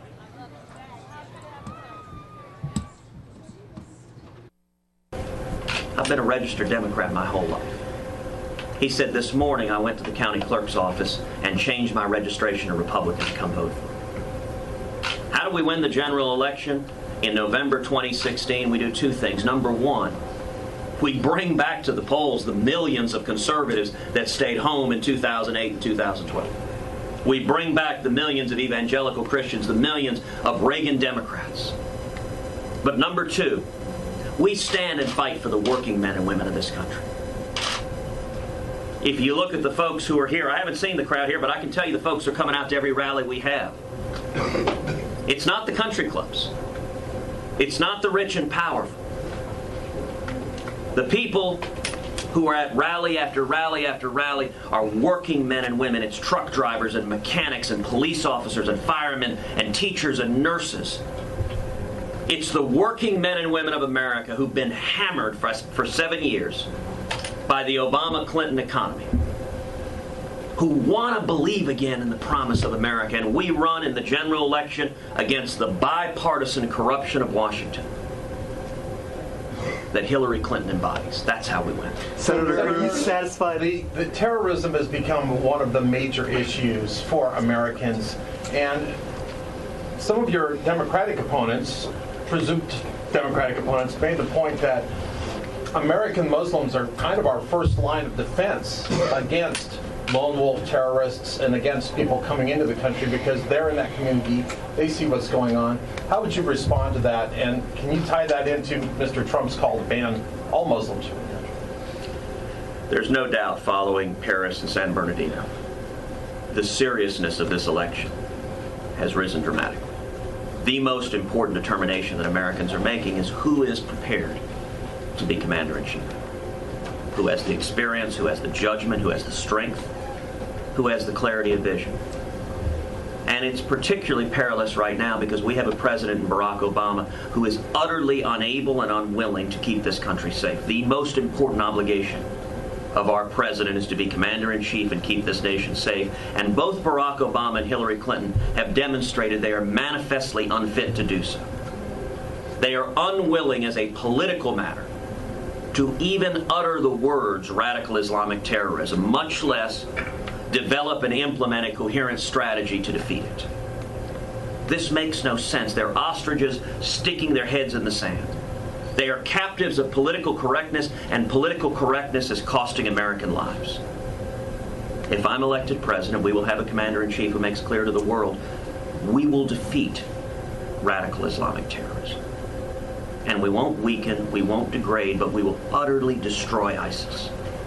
We need a clarity. If you go and take up arms, if you join ISIS and wage jihad against the United States of America, if you attempt to murder innocent Americans, you're signing your death warrant. That's what the American people need and deserve.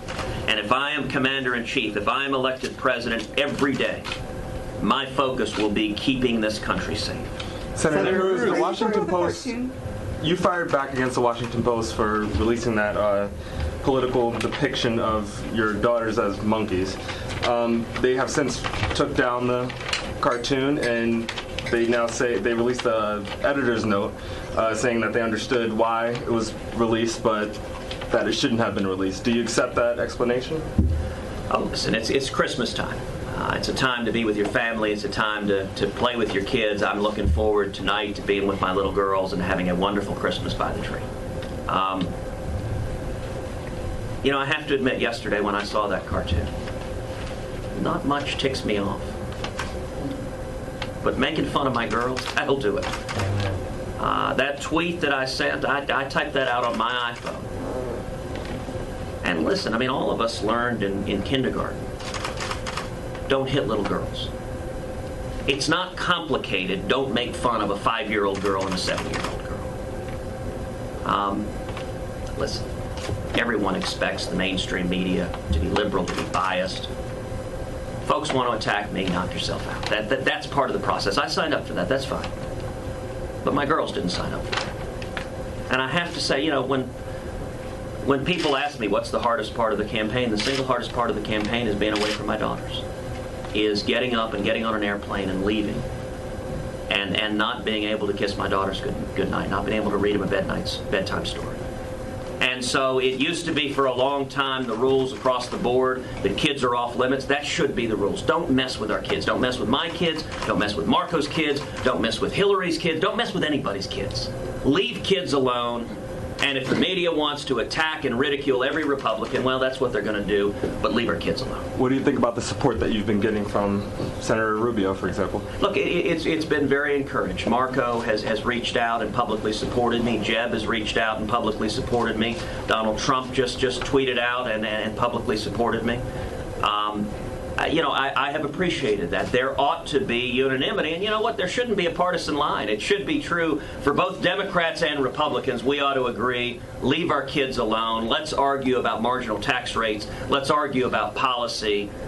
But don't be attacking 5-year-old girls. That has no place in politics. And I appreciate that the Post pulled it down. It was the right thing to do, and I appreciate they did that. Senator Cruz, you report out about saying that fighting gay marriage wouldn't be a top priority for you in your administration. What did you say to that? Look, it was a report of a secret tape in a meeting where I said the exact same thing on the secret tape that I've said on TV over and over again, which is I'm a constitutionalist. My priority is defending the Constitution, and under the Constitution, marriage is a question for the states. In fact, it was striking. You know, Politico runs this, you know, banner headline, secret tape, and it's almost word for word what I said on Jay Leno. It's almost word for word what I said on Stephen Colbert. It ain't very secret. I know Colbert may not have a ton of viewers, but saying it on national TV is not a great plan for keeping something secret. So I will say it's amusing reading the anonymous quote from advisors from other campaigns saying, oh, this is devastating. This is going to be a real problem. He says in private meetings the same thing he says publicly. Look, it's silliness. But no one should be surprised. The dynamic we're seeing in this race is that conservatives are uniting behind our campaign. You know, a few days ago, Donald Trump observed that he thought this race may well come down to a two-man race between him and me. I think that's entirely possible. And so nobody should be surprised that the other candidates are panicking. And their response is to attack. Their response is to claim everything is a scandal. It shows that I'm really the embodiment of evil. Okay, fine. Knock yourself out. You know, the nice thing is the voters are smarter than a lot of people give them credit for. And then the voters can tell when other candidates are throwing rocks. You know what tends to happen. We've seen when other candidates start getting really nasty, suddenly their support starts dropping. I think the American people are looking for a leader who has a positive, optimistic, conservative vision. And so while others have thrown rocks back and forth, I haven't been willing to play that game, and I'm not going to start now. I'm going to keep focused on my record, on my positive, optimistic, conservative vision for this country.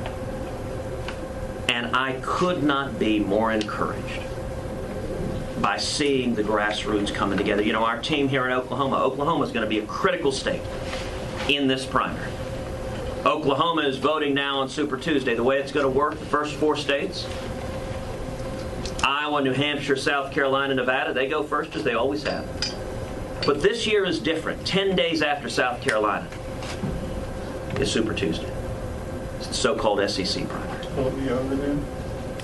I think Super Tuesday will be a critical turning point in the primary. Super Tuesday is the most delegates that are awarded on a single day. And it's Oklahoma, Texas, Arkansas, Tennessee, Georgia, Alabama. It's southern states, it's conservative states, military veterans, gun owners. These are fantastic states, states where we've got a lot of commonality, states where our grassroots team is incredible. It is stronger than any other candidate in every one of these Super Tuesday states across the SEC. And so the first 4 states we are positioned to do, I believe, very well in each of the first 4 states. We've got fantastic teams on the ground. We're the only campaign that has announced county chairs in all 171 counties in each of the first 4 states. But we're also the only campaign that has announced congressional district chairs in all 163 congressional districts in the first 24 states through March 14th.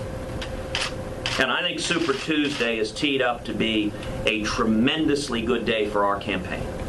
And Oklahoma is going to play a critical part in that. Oklahoma, the role of the voters of Oklahoma, I believe, is going to be to help ensure that the next Republican nominee for president, the next president, is a real and a proven conservative. And I could not be more encouraged by the grassroots support we've got in Oklahoma and nationally. You know, nationally we've got over 160,000 volunteers. We have roughly 600,000 contributions, people going to tedcruz.org contributing online. That's the strength of the campaign. That's the passion of the campaign, is the grassroots. And every day it's getting stronger and stronger. And I'm very encouraged. And with that, I wish everyone a Merry Christmas and a very Happy New Year. There we go, folks. That Ted Cruz event from earlier today in Tulsa. I'm glad I was able to show that to you. And we got about 15 more minutes left of this stream before we take a little break here on Fox 10 News Now, part of Fox10Phoenix.com. It's Christmas Eve. We are getting very, very close to the big holiday on Friday. Let me show you the top stories that we've been covering this holiday weekend, and lower gas prices are one reason why. The statewide average now under $2 a gallon. Fox 10's Mark Martinez talking to drivers about the big price drop and if they're heading home for the holidays because of it. Mark. Yeah, Carrie, this is a bit of an early Christmas gift for a lot of drivers in our state, especially those who do have road trips planned over the Christmas holiday and into New Year's as well. AAA says we are one of only 25 states where now the average price of regular unleaded 1 gallon is under $2. And drivers that we talked to out here are very happy about it. According to AAA also, they say 1.4 million Arizonans will travel over Christmas and New Year's Eve, and 60% of those will be taking road trips. That's up 3.5% over last year, and they do believe that the lower gas prices at the pump are the reason why more people are going to be hitting the road. The lowest gas prices in our state you'll find down in Tucson at $1.82. In the Valley area, we're paying about $1.99, and we talked to some drivers very surprised by that. It's 49 cents less than it was this time last year. Some people say they never thought that they'd see gas prices under $2 a gallon again. No, I thought it was probably going to keep going up, so it's good that it's gone down. It's helped me a lot. Yeah, it's been really nice to have the gas prices low. So even throughout the valley going down south. Over the summer they were a little high, so it's nice during the holidays to be able to pay for something a little less, have more for Christmas. More money in your pocket, huh? Right. Yeah, so it helps when you're planning your Christmas shopping. You know, you've got a little bit more money to spend now since you're not spending so much at the gas pumps. We are seeing the lowest prices in Arizona that we've seen since 2008, and we expect that they could actually go lower because the price of crude oil is at its lowest in the past 5 years. So again, good news for people, and we've also seen people out here who are using their grocery store reward cards. The first woman that you heard from there, she used her card and was able to fuel up for about $1 a gallon on her big pickup truck. Reporting live in downtown Phoenix, Mark Martinez, Fox 10 News. Police are busy searching for 2 men after they burglarized a locally owned pharmacy that's right in the heart of Phoenix. Their heist of drugs and money. It's caught on video. Courtney Griffin spoke to the owner, and she has more. Just after 1 this morning, Melrose Pharmacy was burglarized by 2 men who broke through this window by using a sledgehammer. So they were in and out within 2 minutes. The 2 men tried to hide their faces from the surveillance cameras. 2 guys, they were wearing gray hoods. They left in a white four-door sedan. Teresa Stickler is the owner. She says the burglars took off with one of their registers and some prescription drugs. Clonazepam, diazepam. They went straight for the cough syrup, the Prometh with codeine. So they knew exactly what they were going for. This isn't Stickler's first time dealing with this kind of behavior. Because I had 2 incidents last year. My insurance company cut me off and I had to find a new insurance company, and now who knows what's going to happen if I'm going to have to find another insurance company again. She says the store will undergo some new changes, in addition to the ones she's made in the past, to continue protecting her business from thieves. It's heartbreaking. You pour your life and heart and soul into your business, and then somebody goes and damages it for, it's not even worth it. Courtney Griffin, Fox 10 News. So let's help her out. If you recognize either man in the video, you're asked to call Silent Witness at 480-WITNESS. You can stay anonymous, and you're eligible for a reward. Big news last week. Now Arizonans can own hedgehogs. Game and Fish Department took the creatures off the list of restricted wildlife, and the agency says these type of hedgehogs you can buy, they can't survive in the wild, so they don't pose a threat to any native wildlife if they get away from their owners, so they're okay. You can have them. As a matter of fact, pet stores, they're going to be selling them for more than $200 a piece. They went on sale at some stores last week, and they quickly sold right out. They are sharp, right? They have spines. Yeah. Yeah. Is that what you call them? Yeah, you wouldn't want to Stickers? necessarily cuddle, like have it sleep in bed with you or anything. I wouldn't, no. Before you rush out to buy one, I know Troy is not even going to do that. That's not on your list of things They're to do, kind right? of cool looking. I'll give you that. It's nice to look at video of them. The Yeah. Arizona Humane Society, it says there are some things that you need to know about before you rush out and get one for your family. Andrew has been live in sunny Soap. Now I can picture you cuddling up with a couple of hedgehogs, Andrew. Have you rushed out and grabbed any yet? No, not yet, Troy. And frankly, I don't plan on it. And there are some things you really need to keep in mind because according to the Humane Society, these animals really aren't for everyone. And I can tell you today I got to touch one. Their quills are sharp when they want them to be sharp, but when they're calm, they're actually really nice to pet and play around with. A couple of things you need to know. These guys eat. They eat a lot. And in fact, it's kind of surprising considering they're so small. But in addition to kind of the kibble that they normally eat, you got to supplement them 3 to 4 times a week with live insects. Also, they need to be handled regularly. The more familiar they are with their owners, the easier they are to get along and to handle. If they aren't familiar and they get angry, those quills are sharp and they can hurt. The temperature they like to be at when they're inside is between 75 and 80 degrees. So keep in mind, if it's a cold day like today, you may have to bring in a portable heater to help keep that hedgehog warm. And that is what we saw today at the Humane Society. The owners of the hedgehog that we got to see brought in a portable heater. Also, it's hard to find a veterinarian that's familiar with hedgehogs. And possibly the biggest surprise of all to me is that these animals are nocturnal. So while you are out and about all day, these animals like to asleep, curled up in a little ball, and while you are home asleep, they like to be active and play around. The Humane Society wants to get the word out because should there be a big rush at pet stores for hedgehogs, they want to make sure that those hedgehogs don't end up here at places like the Humane Society as surrenders. They want to make sure people know what they're getting into. As far as bringing in a hedgehog to your family for your kids, I do think there are probably other critters that you could start with first that are slightly easier to care for. Again, the cuddle factor may or may not be there, especially when they puff up and they get nervous and mad. But I think if parents do their research and they teach their kids how to care for these guys, and the kids are committed to doing that day in and day out, then I think they absolutely could be great pets for the entire family. And be prepared to make a commitment. These hedgehogs live for 4 to 6 years. Reporting live in Phoenix, I'm Andrew Hasbun, Fox 10 News. First on Fox, guns are at the top of many people's Christmas lists this year. Gun sales have increased tremendously over the last few months, and many people are looking towards these weapons to protect themselves. That's one of the reasons. It may be fear of terrorism, maybe fear over future gun restrictions. Last month, the FBI ran more than 2.2 million firearm background checks on potential buyers. It was just 1 month. That is a 24% increase from last year, and last year a lot of guns were sold. And on Black Friday of this year, a record was set with more than 185,000 background checks processed by the FBI. So a lot of guns are flying off the shelves, and one local business is benefiting, even though they don't sell firearms. Linda Williams spoke with the owner of the Well-Armed Woman, and she joins us with that part of the story. Is it just accessories?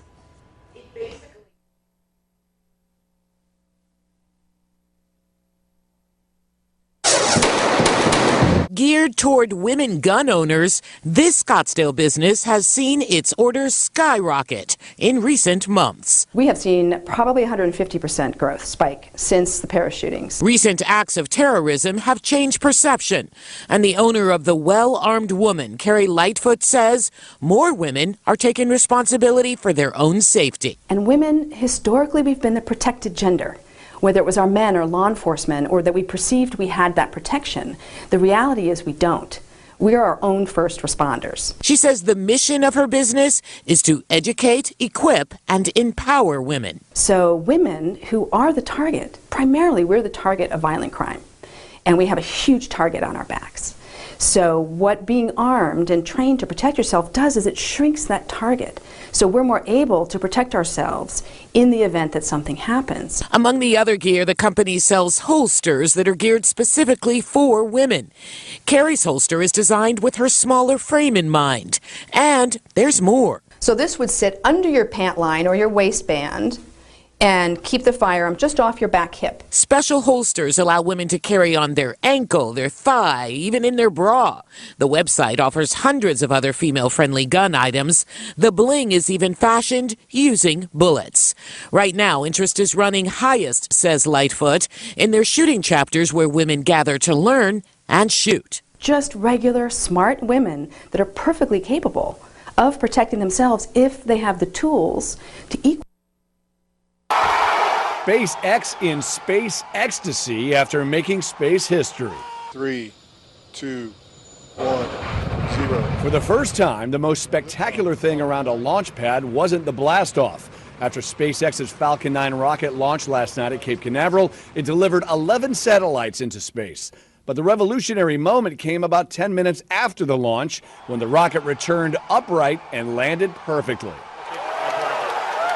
And elated Elon Musk last night, tweeting out this historic time-lapse shot showing the streak of his Falcon 9 rocket going up and the streak of that rocket coming back down, writing, "Welcome back, baby." I think that we're going to get quite a few rockets back, so I imagine we're going to have a whole fleet of booster rockets accumulating quite rapidly because we're building them right now at about one every 3 weeks. The last time SpaceX launched a rocket, it exploded in disaster, and 2 previous attempts to land its rocket off the coast of Florida crashed and burned. So last night's return to spaceflight, triumphant.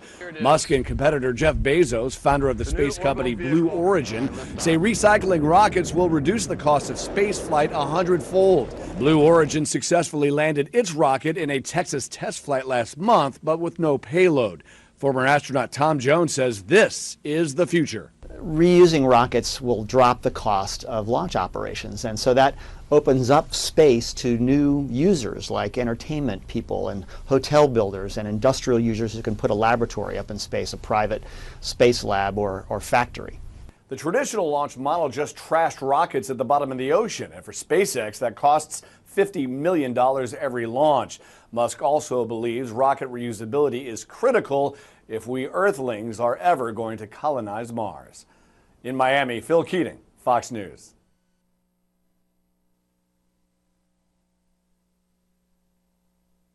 And folks, right here, you can see the hottest gift for Christmas, these hoverboards.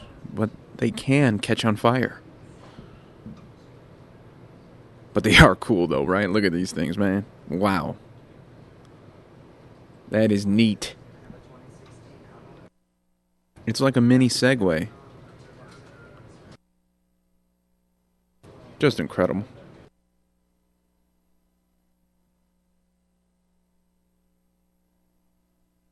First of all, they're called hoverboards, but they don't hover. They are more of a balance board. Now, for kids that are about age 12 and have secured the skills of balance, that is something you have to look at for a safety issue. You also have to look at special needs children and see if they're able to do this. What you want to do first is open up the user manual and completely read it page by page. If it's a brand that you recognize or you've read about as a positive brand that has the correct certifications, you can feel a little more comfortable in that. But any of these boards come with risks, and those risks are you need to wear a helmet and you need to know how to do it. Now, kids just want to jump on it right away. We have to remember these are moving, and so you can fall off of them easy, but you need to learn how to balance on it ahead of time. And I really suggest parents do it as well. Now, the other thing is the plugging in of the unit to make it work. These have to be plugged in, and they cannot be plugged in overnight or left plugged in. They should only be in an outlet for about 2 hours and taken out. There's usually a beep indicator that will indicate when it's ready. And then you have to realize at some point, the energy is going to go down, so you will need to, plug it back in. So don't go too far where you have to walk back a far way because they're not that, they're kind of heavy. So you just have to really be careful to make sure that you read all the information and don't just give it as a gift to a child because they want one. Give it to a gift to a child and then utilize it with them. We're in one of Amazon's new Prime Now hubs where there are thousands of items all over the shelves here, and they can all be delivered to your home in 2 hours or less, all the way through Christmas Eve. It's a procrastinator's dream. You can order all the way up until 10 o'clock on Christmas Eve, and we'll be delivering until midnight on Christmas Eve. Amazon's latest innovation to get gifts and goods to you quicker. Users surf the Prime Now app, choose what they want, and within minutes, Amazon workers are pulling it off the shelf, bagging it, and driving it to their location. Amazon Prime Now takes tens of thousands of items, and it marries it up with super fast 1 and 2 hour delivery. Not everyone can get it that quick. This hub makes those speedy deliveries around the Seattle area. There are 20 Prime Now hubs in cities across the country, and with talk of drone delivery on the horizon, this is Amazon's latest push to put what you want in your hands when you want it. And it could be the answer for those last-second holiday shoppers. Stay at home, spend the time with your family, and we'll bring it to your doorstep. In Seattle, John Hopperstead, Q13 News. Boy, that's so cool. Wow. Gotta love Amazon. Hooking up people that are procrastinating at its best. Man, you could, in some markets, get that delivery in less than 2 hours. Gotta love it. Wow. Amazing stuff there. Before, remember, everybody was rushing to get to the post office a week before Christmas now. People don't even worry about that anymore. It's all about that Amazon life. All right, guys. We're going to end the stream here at 5 o'clock. Hope everyone's having a great evening. We will be back on around 7 o'clock for the finale of our Wednesday edition of Fox 10 News Now. Hope everyone is having a great night. We'll see you in a few.